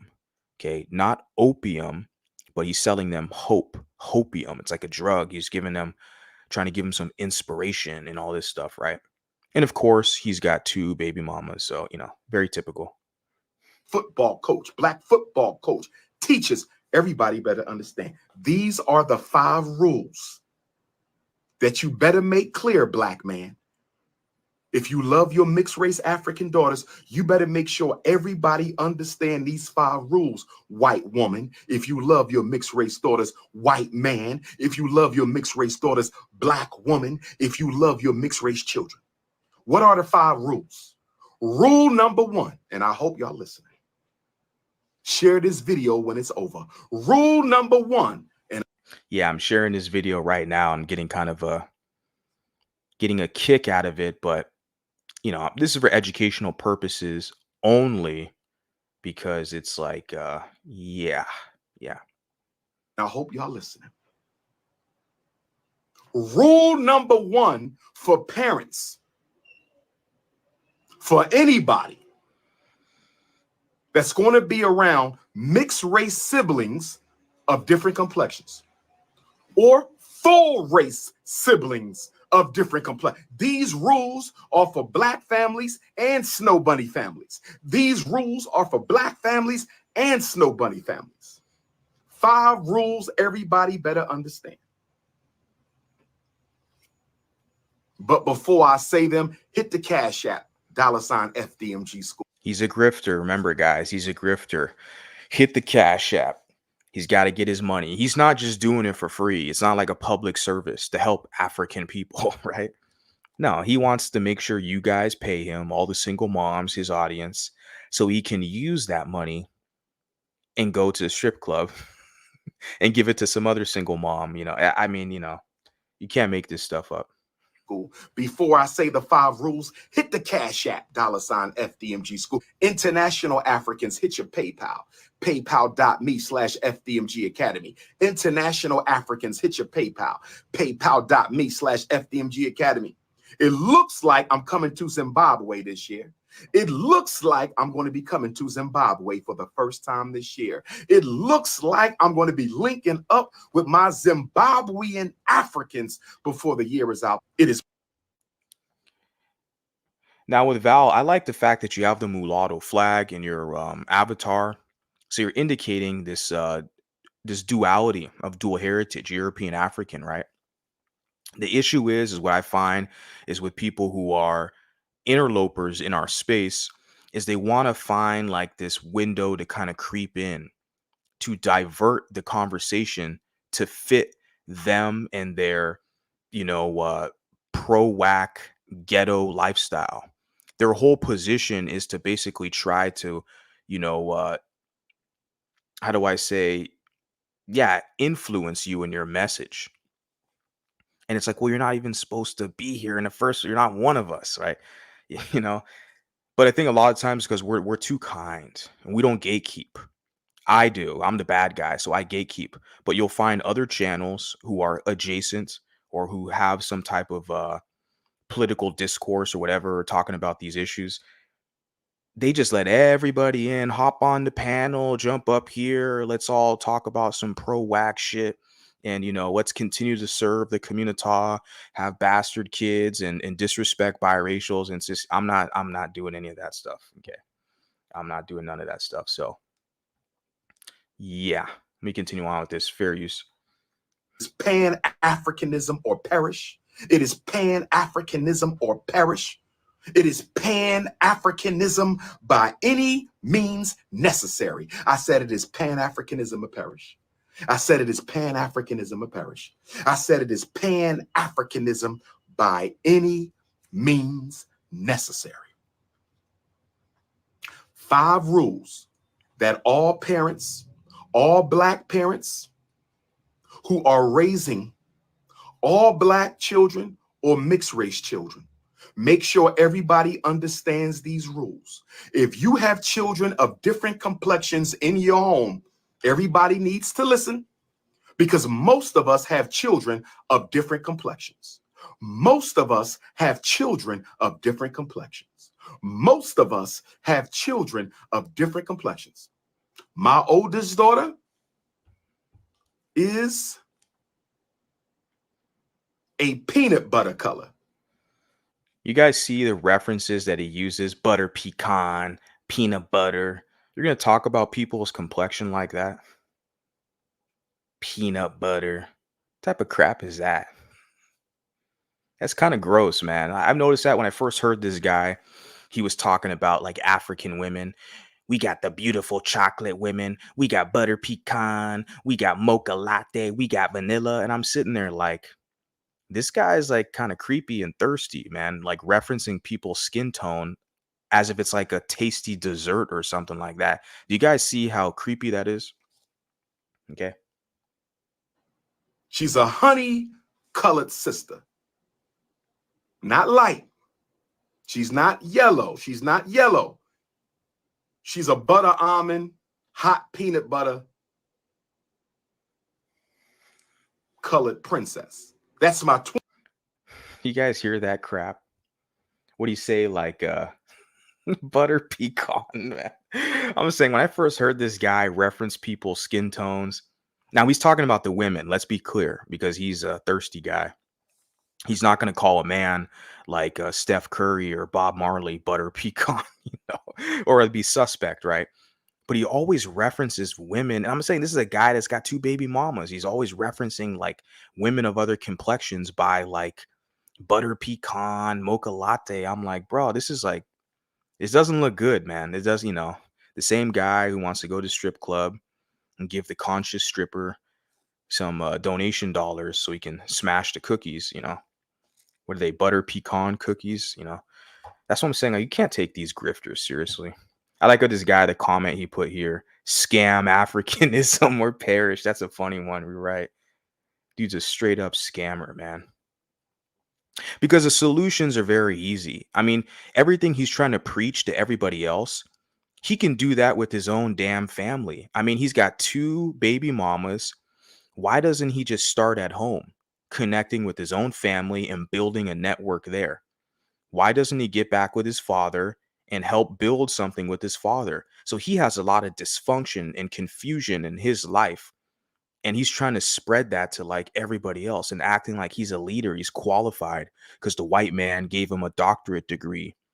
He's taught at the white man's university, the same white man he doesn't like. Now he's going to use the white man's internet, the white man's technology to talk crap about the white man. And nobody like questions. There are some people who question it, but I'm sitting here like, this guy can still get a following with this type of rhetoric. Okay. 20-year-old. She's a butter almond, hot peanut butter, honey colored sister. My 11-year-old princess looks more like her father. She's about a shade, maybe a shade or 2 lighter than me. Okay. She's more of a warm chestnut complexion, more of a African gold complexion like her son. Most of our African gold. Remember, I told you guys, whenever you hear these people talk about golden, because you got dark skinned people, like I did a video of this woman, and she's an attractive woman for sure. I think she's like Jamaican background. I think her name is like Yanez or something like that. She's up there in New York. She's like a Jamaican New Yorker or something like that. It's a good looking black woman. But to me, I'm looking at her. She's black. She's dark skinned. Okay. Or dark brown, whatever. I know you people fixate over that. But then she even addressed herself and said she likes her golden skin. She identified herself as saying her skin was golden. And I'm like, see, I knew this from the day one when I heard about this golden BS. I was like, man, you guys are letting in all these friggin' interlopers, all these dudes from the hood, these fake ass rappers who just want a light skinned woman. You're letting in all these friggin' interlopers to divert the whole conversation. So now you're going to have somebody who's coming up in here who was raised in the hood, you know, raised around black people because they're mostly black, and then they're going to do a DNA test and be like, oh, I'm like, I'm 15% non-black, so I'm mixed race. I'm like, what? Dude, you're mostly black. Like, you're not the same as someone who is biracial. That's 50-50. Let's get fucking real, man. But a lot of people don't want to have that conversation, especially the golden people. They just, that's why that situation is no longer around. It was never going to go anywhere anyways. They're a bunch of pro-wax from the hood anyways, as far as I'm concerned. Let's continue on. Fair use. Children have different complexions. So here are the rules when you have children of different complexion. Rule number one. Y'all want to know what the first rule is? Especially if one of those kids is high yellow with green eyes and straight hair. Especially if one of those kids is light skinned with different color eyes and a different color hair. Especially if one of your kids is light skinned with green eyes or hazel eyes or blue eyes with fairer hair or curly hair. You better listen to the rules. We're not listening to your rules, because if they got light skin, green eyes and all that stuff, they're not you. A completely different group of people. They're not going to listen to you. What do you have to say? Are you going to pay me? No. Okay. Well, then goodbye. You better listen to the rules. You better listen. Rule number one, make sure everybody who's going to be around your children understands. Rule number one, make sure everybody who's going to be around your children understands. We do not worship, praise, or compliment European values, European standards of beauty in this house. Let me repeat this. I hope Black women are listening. I hope white women of mixed race children are listening. I hope Black men are. I hope white men of mixed race children are listening. They're not going to listen to you. They'd be a fool to listen to you because you offer nothing of value or substance. You're a hater. You're a hater. You're a Black supremacist. Why would they listen to you? I mean, I have to listen to you. I don't have to, but I'm doing it as a community service to educate the audience on the seriousness and the tactics and strategies that the pro-Blacks use to try to weaponize mixed people to do their bidding for them, to be crash test dummies. So I have to analyze this content for research purposes. Community service, right? Fair use. I hope everybody's listening.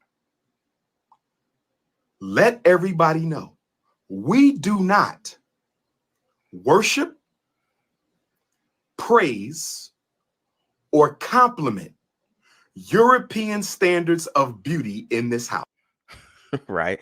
Blackwash the whole damn household. Right? You can't praise the European standard of beauty, but you can praise the African god and queen of the earth. That's not being balanced. How is that healthy for a biracial person? Especially a biracial person, a girl has a white mom. Like, how is that healthy? It's these type of people, these confused pro-Blacks who want biracials to be confused so they can manipulate them. And they wave a carrot over their head, a carrot on a stick. They wave it over their head. And what that is that's like that black card, that carrot. We can use that kind of analogy. That black card, that membership access. They waved it over your head. If you work for me and kiss my butt and do my dirty work, I'll invite you to the cookout, It's not going to be really effective once these biracials realize they have a space for them. So that's why you can hear the anger in this guy's voice. He knows it's inevitable. He knows there's no turning back. It's inevitable. The society is trying to force us in a box, and we're out here literally creating our own lane now. And there's no going out. There's no going back. The cat's already out the bag, House. And the reason we don't worship, we don't praise, and we do not compliment European standards of. Yeah. The thing is, Val, you have to understand is whenever you start to have these discussions, this is a public platform. We're going to be heavily saturated with interlopers. Okay. And they're going to literally muddy the waters and confuse the issue. They're going to say somebody, a Black person with admixture, is the same as someone that is a mulatto that has a parents from two different European African. Okay. So that's what you have to understand with it. When you deal with these people, you're going to deal with this. Interlopers are going to be all over the damn place. Once they start to see us organize, collectivize, and galvanize, they're going to try to find an angle to get in, to shove their way in. And they're trying to basically drown our voices out. They want us to serve pro-Blacks. So you had one guy in here who wanted to me to drop the link and debate him. The hell am I going to debate you for? I have the Cash App rolling across the screen here. You can hit the Cash App and you can request to have the link dropped. And if you were a civilized individual, I might oblige. But this idea that I'm supposed to talk to your ass, I don't even know you, drop the link. I want to debate. I'm not going to waste time with you people. You need to pay me. You're going to dance and do some tricks or sing some songs for me. That's how it works over here. But yeah, I just wanted to point out with Val, this comment, it's going to be this is a public platform. You're going to have the interlopers trying to dissuade us and to, yeah, alter the entire situation here. So it's par for the course. That's what's going to happen.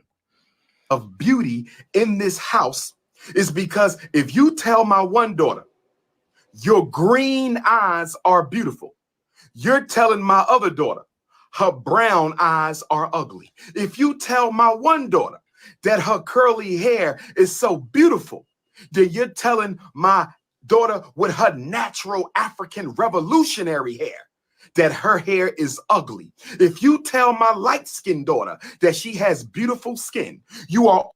Even with that, Val, notice how in this whole video that I'm covering with Dr. Umar, all the hate he's talking about with white women and their mixed kids, he's hating on the women, trying to basically, because he's acting like a beast, he wants to intimidate the European people.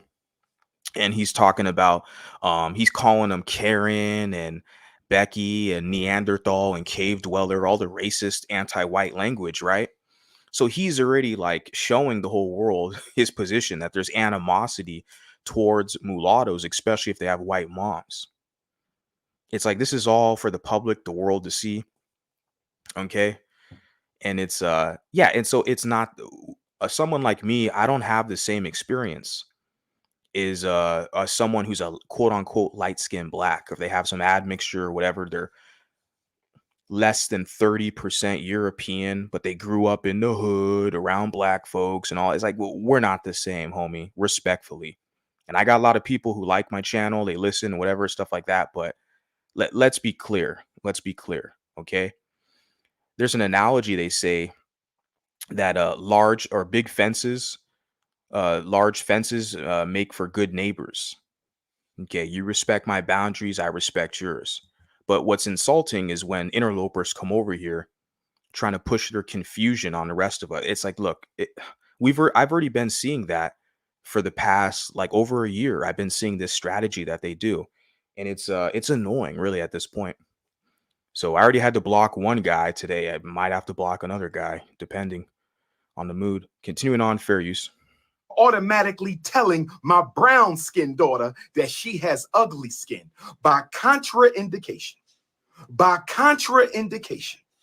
By contraindication. If you worship the light-skinned girl's skin, you are cursing her brown-skinned sister's skin. If you worship the light-skinned sister's green, brown, blue haze. See, I gotta fast forward because I don't care about this. Is their own dysfunction, their own pathology that they have. This colorism crap, this doesn't apply to me. It's not applicable to me because my father's dark skin, probably darker than Umar, pretty sure, because Umar's father is like a lighter skin than him.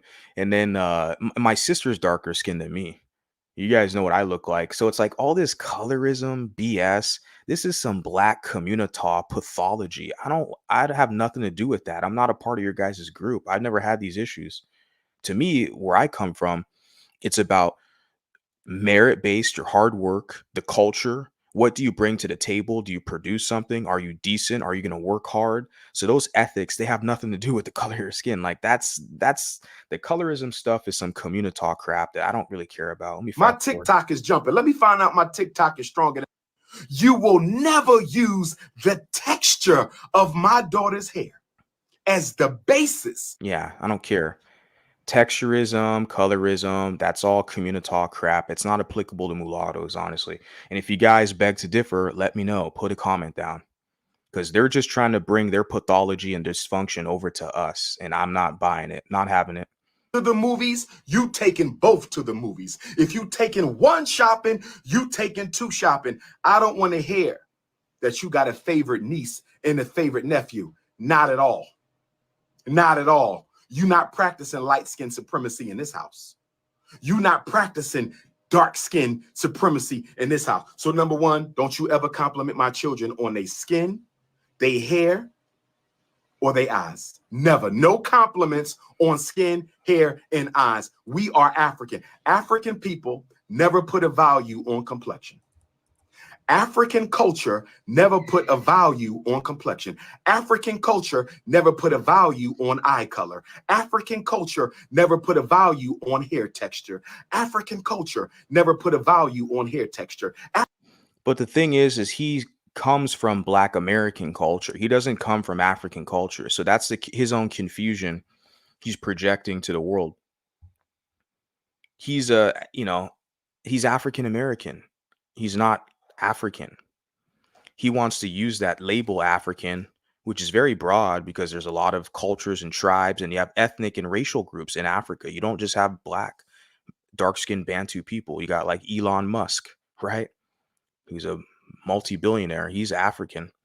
Then you have Arabic people, etc. You have other ethnic groups in Africa. East Indians who born and raised in Africa or South Africa, wherever.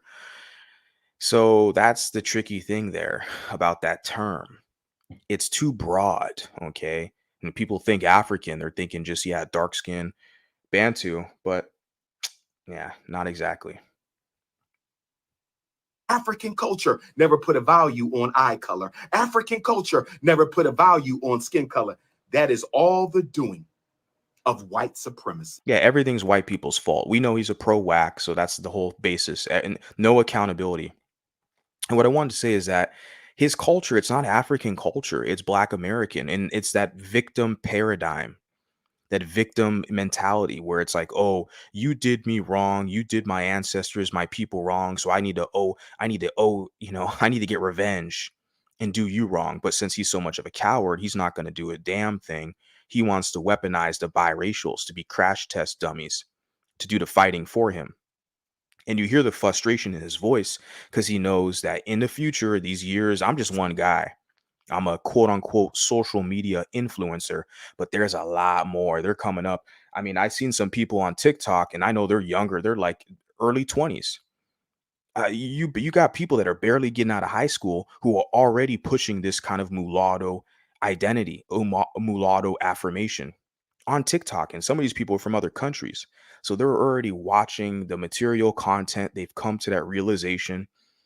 So, and he knows that Dr. Umar, the prince of Popeye's chicken, he knows once these mulattoes, they have another option, which is all over the place. These options are popping up, multiracial, 2 or more races, or you can type in or select how you identify. They're not going to identify with his quote unquote African kind of Wakanda utopian society. But I wanted to point it out that he is a African American culture, which is like, honestly, sadly, and I'm not saying all, but very prominent. The culture is the proud victim and blame the white man. That's why you look at the staff he has here with the clenched black fist and it has like a chain. The chain is a symbol for bondage, right? Slavery, bondage. So that's his culture, his identity. It's not African. It's this enslaved African in America that's been ripped of their traditional African identity. Okay. So, but they have an American kind of identity. Just wanted to point that out. Let me continue on. That is all. When you say pretty eyes, that is white supremacy indoctrination. When you say pretty skin, other than the smoothness of it, that is white supremacy indoctrination. Appreciate you holding it down in the chat. This is precisely why I gave you that wrench.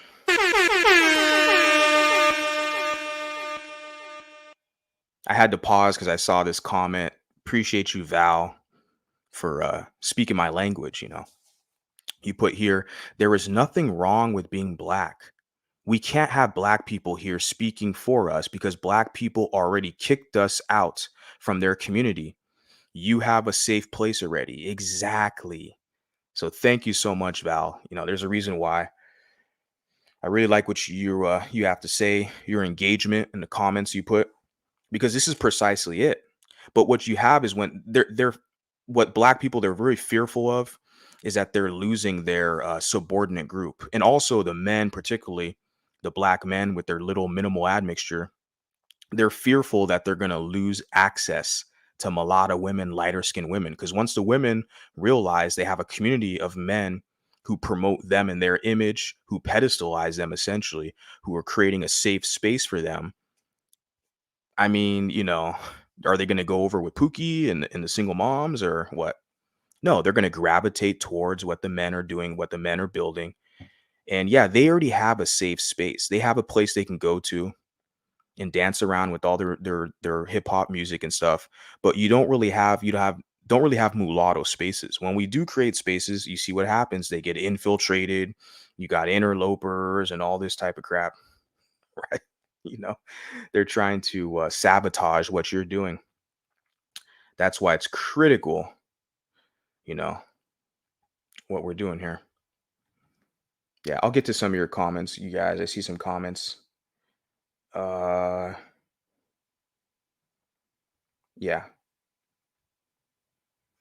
Yeah,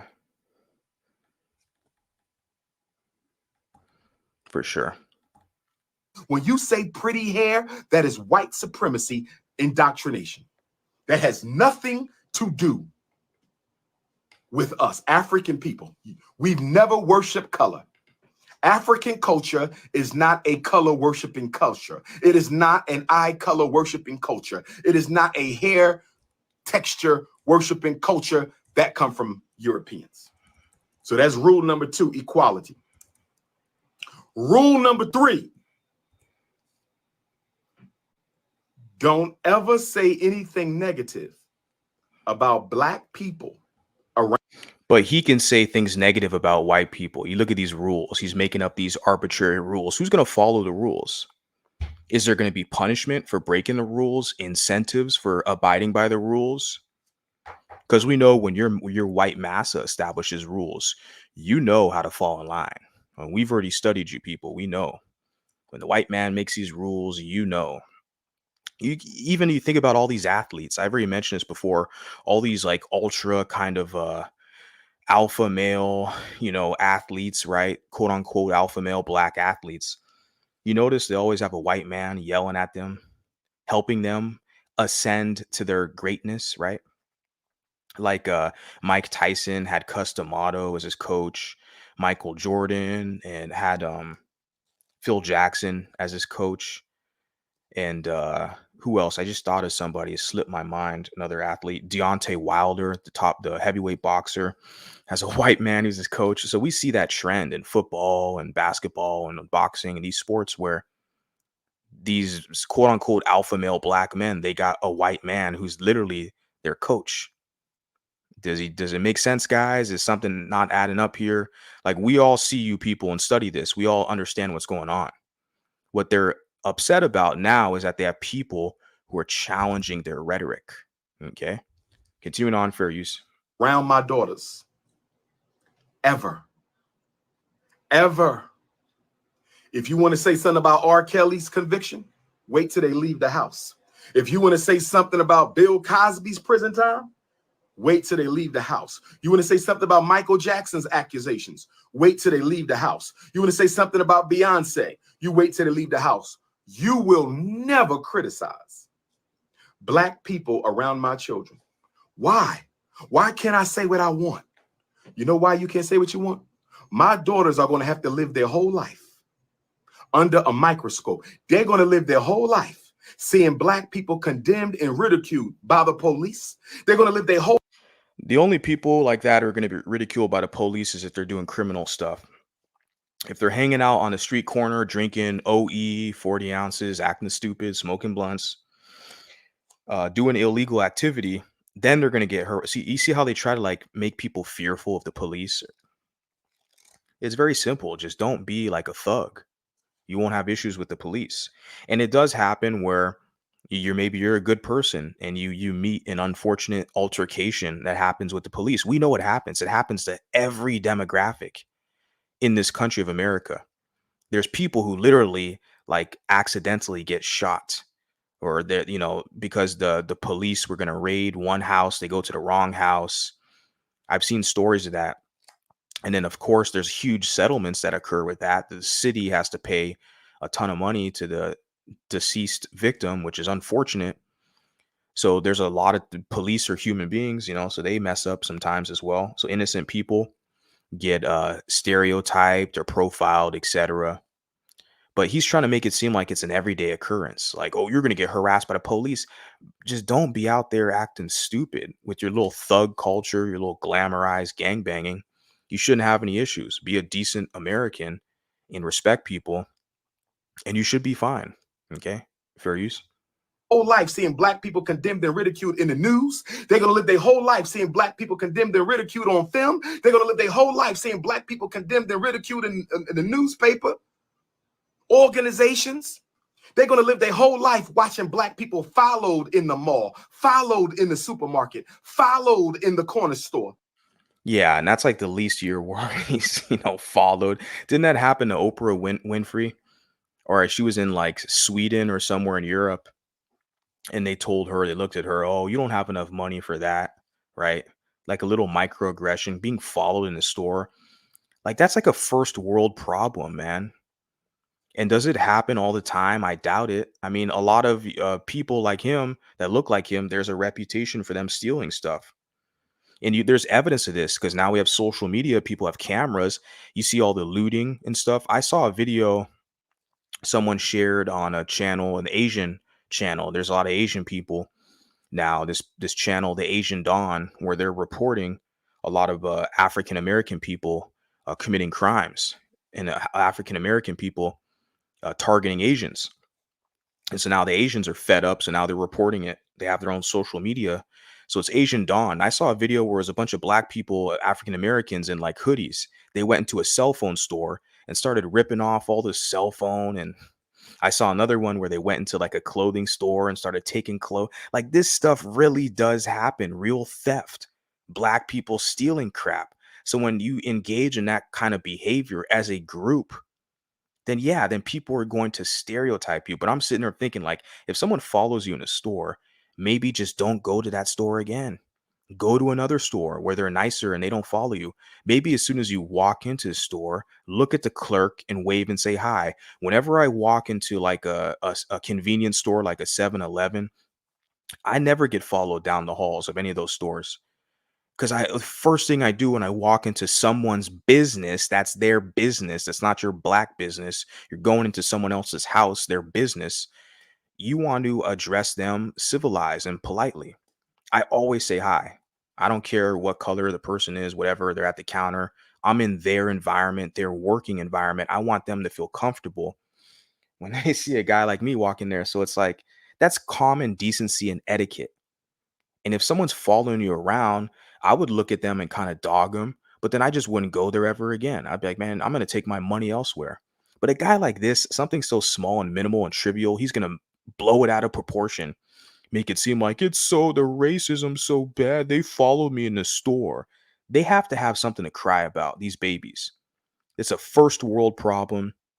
You're in like one of the wealthiest nations on the planet.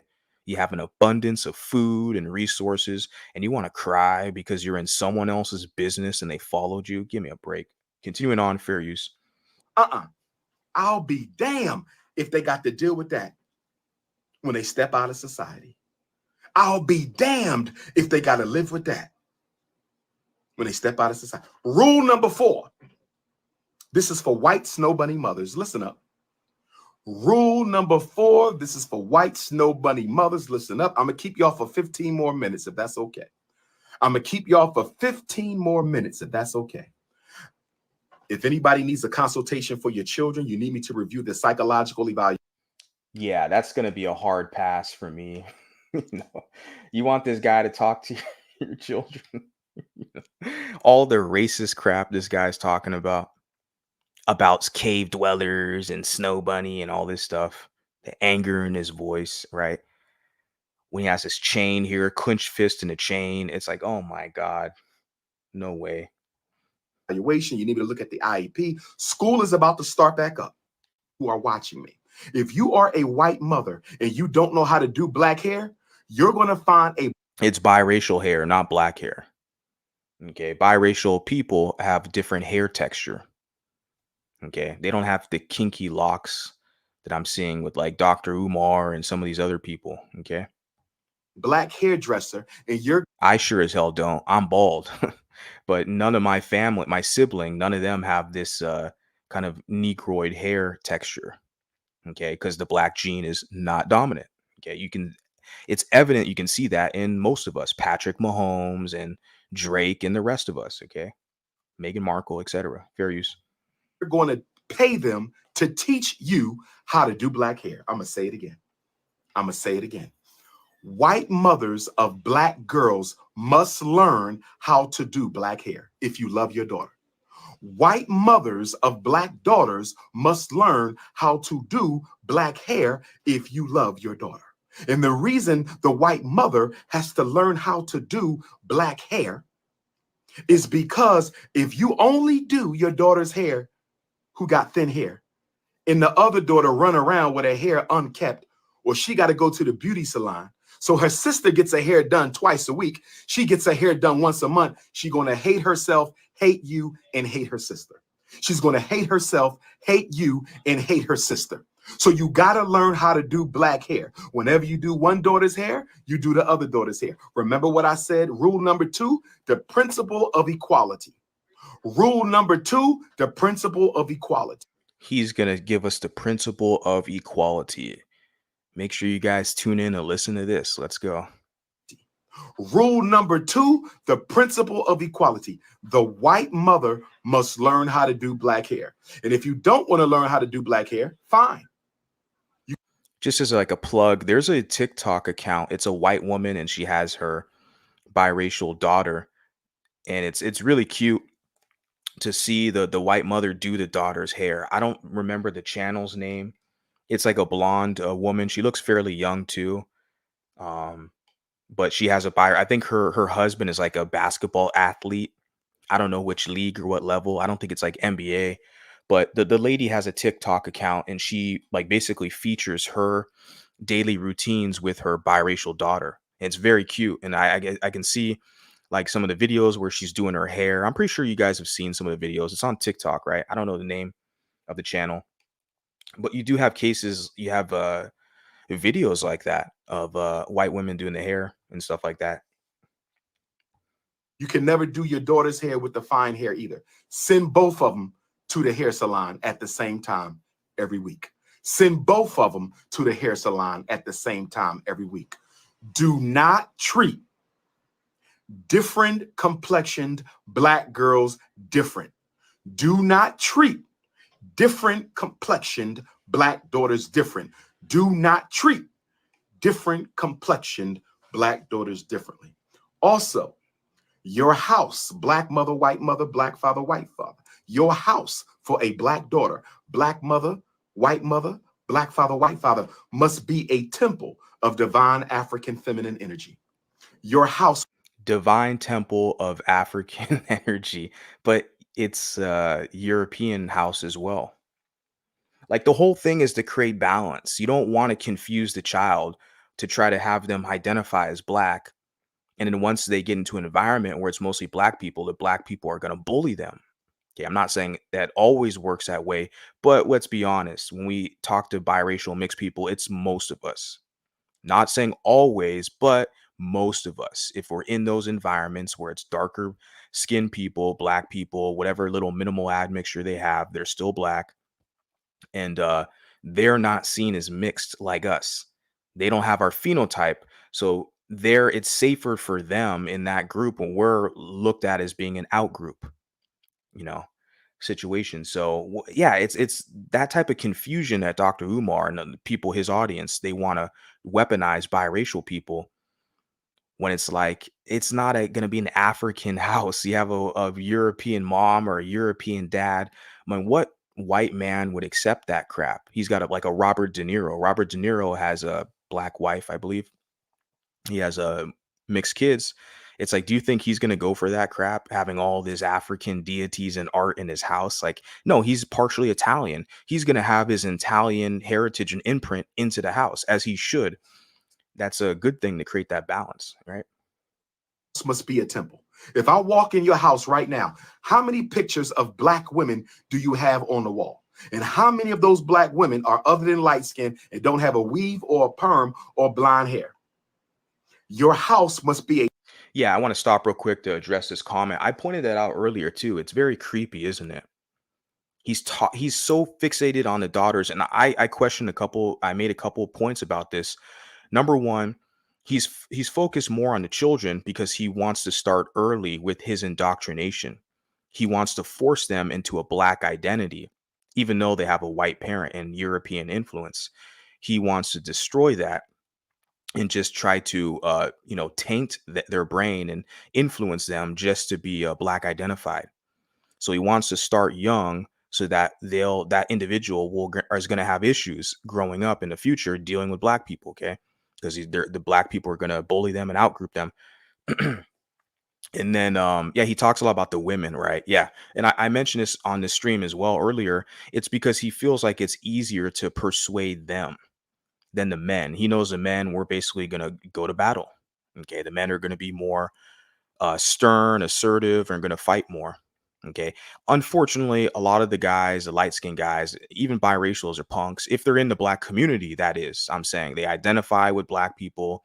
They just take the light skin jokes as if, haha, no problem. But if they make a dark skin joke, then all the sensitive people, the pro wax, they don't like that. You know, I was on one of the pro black channels before a few years ago. I think it was the Black Authority. I put a joke in there about dark skins and they blocked me from the channel. But see, in their spaces where most of the people are dark skin or dark brown, whatever, they can make all the light skin jokes and everybody keys, ha ha ha, it's so funny. And a lot of these light skins, they get punked. They think that's acceptable. But if you got a guy like me, I'm like, fuck that. I'm gonna talk crap about you and your complexion. I'm going to give you the same medicine you're trying to give me. They don't like that. They're going to, oh, you're racist, you sound like a white supremacist. They're going to get all soft. Yeah, they blocked me from that channel. So I noticed that kind of the hypocrisy there with that.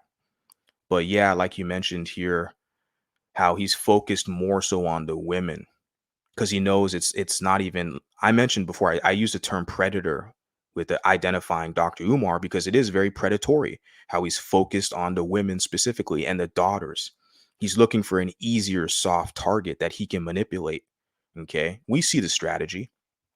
Yeah, we all see the strategy. So I just wanted to highlight that comment you put here. Let me continue on. Almost done here, so let's get this going. a temple of African feminine energy. How many books by black women? How often do you make them watch movies, positive roles with black women?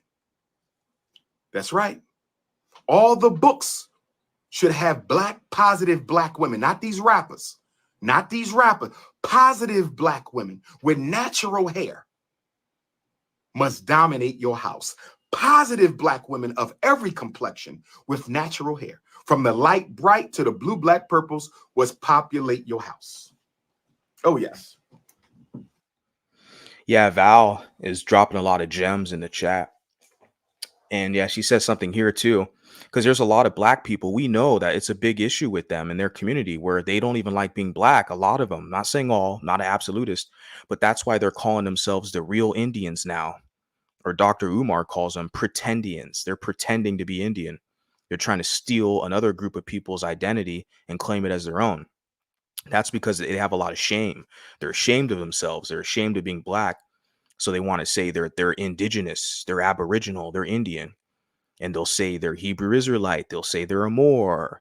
They'll say they're the ancient Egyptians. They call the ancient Kemetic people. And they make up all these names, man. They make up all these titles. And that's because they're trying to run away from being black. And what Val puts here is very precise. That it's because it's the own trauma from their own people doing it to each other. They're beating up their own people. Like you said, you put here, it's in your mind. The black community has harmed black people as well, right? The pro blacks want to there's no accountability. So they want to position it that it's white people and white supremacy, the system, institutional racism, right? They want to put all the blame on white people. But yet these are black people surrounded by other black people, going to school with them, their own households. It's other black people doing them harm. And it's affecting their psyche to where you have a lot of black people with literally minimal admixture They want to latch on to that little admixture and pretend that they're the same as somebody who's biracial, who has a white parent and a black parent. We're not the same. I don't know why they continuously try to do this. It's very annoying, but um yeah, and the thing is with those type of people where they're latching on to their like little 15% non-African blood, it's because they're trying to kind of find a way out of blackness. Okay. That's really what it comes down to, because nobody asks those people, "Oh, what are you? What do you mix with?" No, that's what they ask someone like me. They ask a biracial, like, "What are you? Oh, what do you mix with?" Yeah. They don't, because they know I'm not black. That's why they ask me, "What are you?" But what Val says, it's like, yeah, black people have caused harm to other black people. Let's be honest, guys. And it's caused them to feel like less than for being black, right? Because a lot of their own we see that trauma with them, man. We see that trauma. And we know Dr. Umar has that trauma as well. We know that for sure. And so now he's trying to push his trauma, his pathology onto mixed people. And it's very sad, sick, and twisted. But we have to basically inform people to see the strategies they're using, and we have to protect ourselves from them, because there is going to be a high level of there's going to be awareness and have to be alert. The fact is, we see how whenever we develop a space, they bombard it, right? But none of us go to their spaces. Why? I mean, you have to like entertain me if I'm over there. But like this, I'm not entertaining people right now. I'm trying to connect with my folks. So shout out to you, Val. I really appreciate your engagement. Now, see, here's a black doll. Here's a black doll, but she ain't got African hair. Here's a black doll, but she don't have African hair. Here's a black doll, but she don't have African hair. This is So that's a mixed doll, biracial doll, then, right? It's a black doll, doesn't have African hair. Like, I never saw that when I went to Ghana, West Africa. You go to any African country where you have like black people, like you don't see that stuff. They all have this very similar skin tone and hair texture. So this guy, like, that's like a mixed doll. It's not even a black doll. what I call So of course, a mixed doll is not going to have African hair. It's not African. Come on. walking the line. The light-skinned child gets more attention from the rest of the family. There is a tendency from black mothers and fathers to cater to the dark-skinned child when the other family is not around. You cannot do that. You cannot do that. If the father doesn't live in the house, if the black father doesn't live in the house with the white mother and his two black daughters, when he gets his two black daughters, he might pay more attention to the darker daughter because he knows the darker daughter is always being excluded. He knows the daughter with the thick hair is always being overlooked. He understands the daughter with the African features is always being ignored by. But the thing is, he's talking to his own people right here. That's the own pathology with his own people. You see what I'm saying? He's talking about the psychology of a black man, looking at the two different daughters, the mixed daughters, one who's darker versus the one who's lighter. Like, that's their own pathology. That's why I skipped a lot of this stuff. I'll put this video in the description box so you guys can watch it in its entirety. I'm just giving my commentary, my mulatto analysis, but I'm like, look, these people have a lot of confusion, self-hate, and issues. They're trying to push their own pathology on us and biracial children. I'm like, no, we got to push back. We have to have an information network out here that has reliable information that these biracials can access and realize, hey, they have another option. They have people that have similar shared experiences that they have had, and they can navigate society more confidently and more effectively and be productive citizens wherever they are, whatever country, right? By the grandparents and the aunts and uncles. So he might cater to the dark-skinned daughter to try to make up for what she's not getting. Yeah, it's their own mental pathology. That has nothing to do with biracial people. I'm just tired of them trying to spread their self-hate onto us. Must attend white family functions with your daughter. I would not let my mixed race daughter, especially my dark one.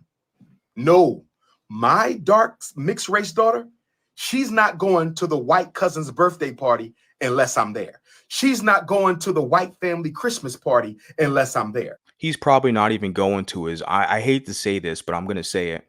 He's probably not even going to his dark skinned black children's birthday parties because, from what I've heard, his own public testimony is that his baby mamas are basically denying him custody and visitation to see his kids.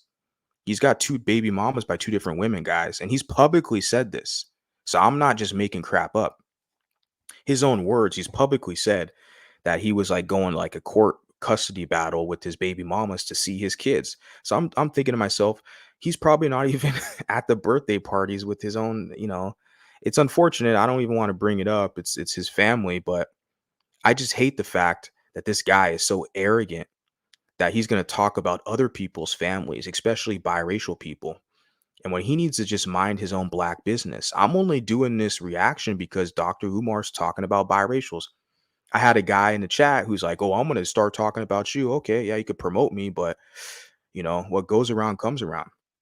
This idea, these people feel like they own you, they own biracials, they own mulattoes, and they understand psychologically it's important for how you identify, because if you don't identify with them, they literally have nothing over you. I'm my own group. I'm a part of a different group. I don't represent you. You don't represent me. You're over there. We could do business and trade. That's fine. We can establish these kind of relations, but you know, that's really where we're at right now, as far as what I'm doing.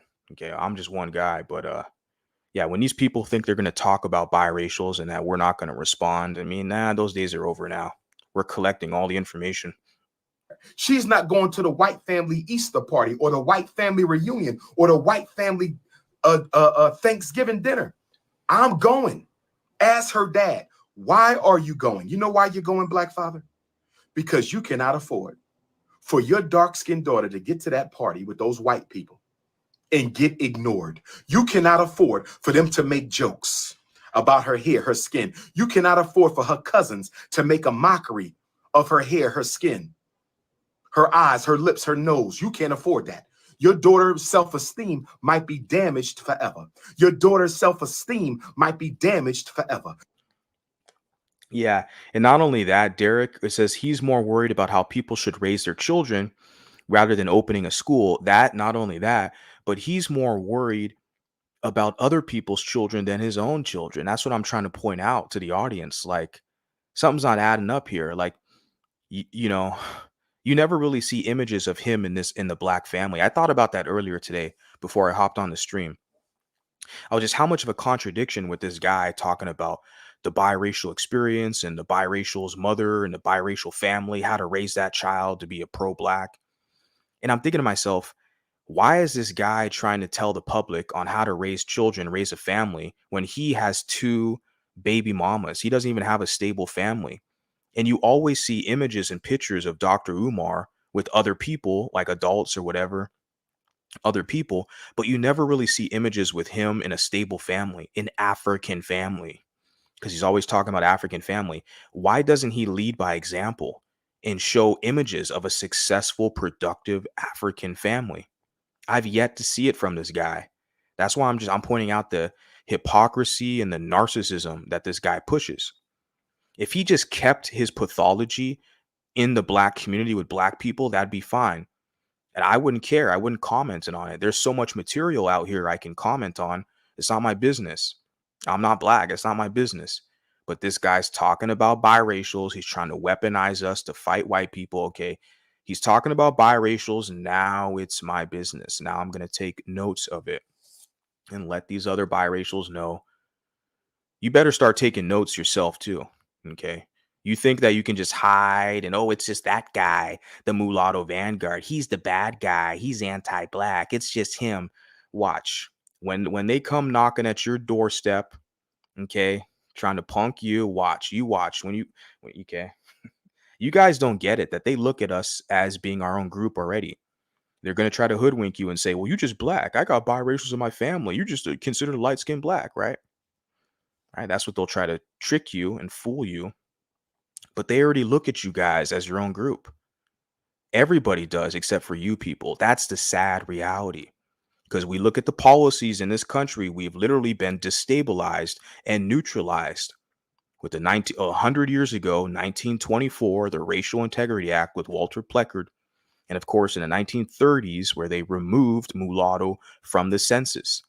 Therefore, we don't get any resource allocations. Our tax dollars, our money we spend, it goes to and everything we do is calculated as black, which is changing now because now we're developing data for multiracial, biracial people, which is good. So we'll get a resource allocation for that. But there's been an effective part to neutralize us in this nation. But now we see this reemergence of us. We have this voice now, and we have to continue to build upon that. But there's going to be a lot of forces to try to dissuade you and to sabotage what you are doing, right? Your daughter's self-esteem might be damaged forever. So you tell the white mother, if I can't go, neither one of my daughters can go. Don't let one daughter go without the other. They either both can go or neither one of them can go. Make sure you teach your daughter sisterhood. You make sure you teach your dark-skinned daughter her light-skinned sister is her blood family. You teach your light-skinned daughter that her dark-skinned sister is her blood family. If they both can't go, if they both can't be comfortable, if they both can't be treated equally, neither one of them can go. You need to go with them. You cannot afford to not be there. What if they start worshiping your light-skinned daughter's skin? What if they start worshiping your light-skinned daughter's eyes? What if they start worshiping your light-skinned daughter's hair? You can't afford that. Go to all major events with your mixed-race African daughters. Now, if they both light, bright, green eyes, straight hair, you might can get away. But if they are different complexions, like I said, he's trying to spread his pathology and confusion on everybody else. Want to know exactly? And I am not buying it. I think we're basically done here. I think there's like a couple minutes. Yeah, it's like a couple minutes left. So let me just basically see what else he's saying for the next 2 minutes or so and go from there. go to fdmgfestival.com. Yeah. Or you can text me. Yeah, he's plugging his like social medias and get them cash apps up, get them donations up, pay me, give me money so I can give that money to the conscious stripper, right? Get them donations up so I can go to the strip club and get me a light-skinned woman. Ooh, get the preference, right? We all know the game now. We all know the game. Gonna have a lot of haters because they're mad. We're calling it out. Too bad. Only getting started here. As usual, if someone white potentially says something negative about someone black, it's evil. If a black person, it's hypocritical, yeah. And because they have this proud, this victim status, or you could call it black privilege if you want. It's this victim status where they're like, a black person can't be racist right after a black person says something racist. They say something racist. And then it's like, well, I'm black. I can't be racist. No, you can be racist. A lot of you people are. Ask any biracial person. Okay. We're basically showing and sharing receipts of that now. As I've already demonstrated with Dr. Umar, the Prince of Papa John's Pizza, who's clearly racist and anti-white. He wants to erase the European influence with a biracial person. And we're sitting there asking the question, well, what if those people were the nicest to you? What if those people provided you a safe, clean environment to grow up in? What if those people nurtured you and helped you out along the way? So I'm just supposed to just throw them under the bus and not associate with them just to make black people feel nicer and better about them? This is not making sense, people. Am I the only one who sees this? No, but I'm one of the few who is actually calling it out, pointing it out, because yeah, it's not really adding up. Okay. So I dropped the link in the chat. I'm going to give it a couple minutes until I hop on out of here. So if you guys, have something, you want to share something. I had one dude earlier who wanted to jump on the stream, but I wasn't really feeling him. I felt like he just wanted to start some crap or he wanted to debate or something like that. But then he proceeded to call me a coward. I was like, man, get out of here. with your little ad hominem attacks. I'm not entertaining that pro-whack crap right now. So I got the link drop. I'm going to pin the link. Give it a couple more minutes. So you guys first off, hit the like button if you enjoy the content. But then, of course, hit the link. Hit the link. Why not? This is your opportunity. So, yeah, do it.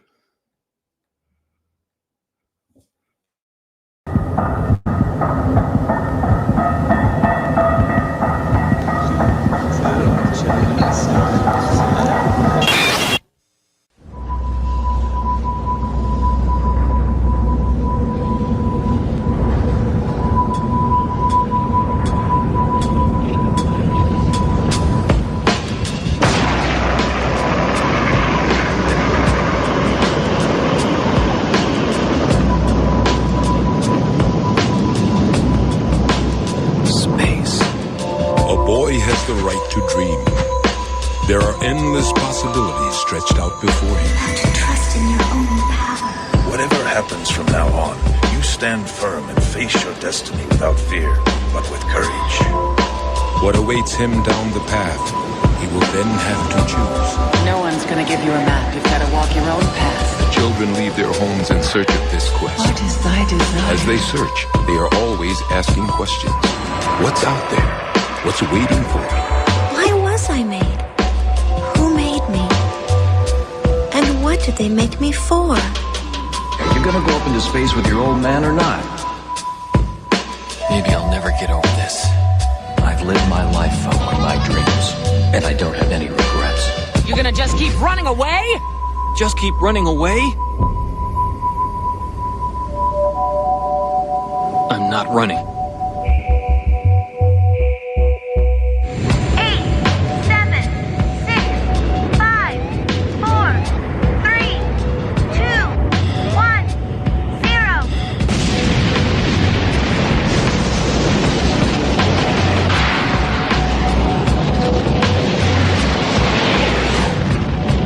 Believe in yourself and create your own destiny. Don't fear failure.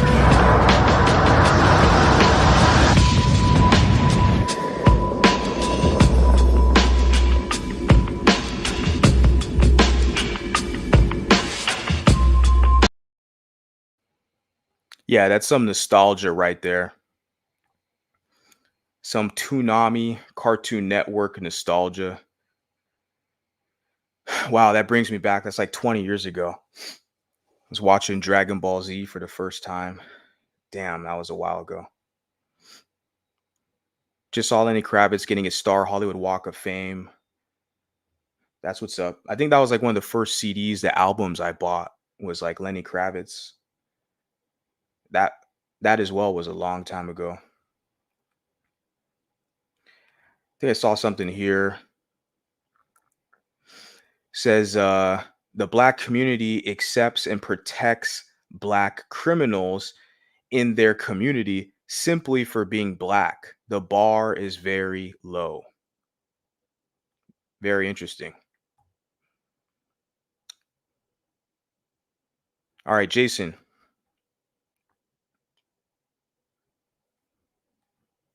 Okay. All right, we got Slim Queens. Hi. Hey, what's up? What do you have to say about this comment right here?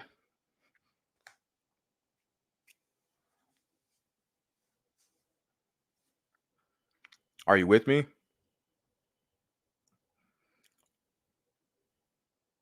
What's going on tonight, guys?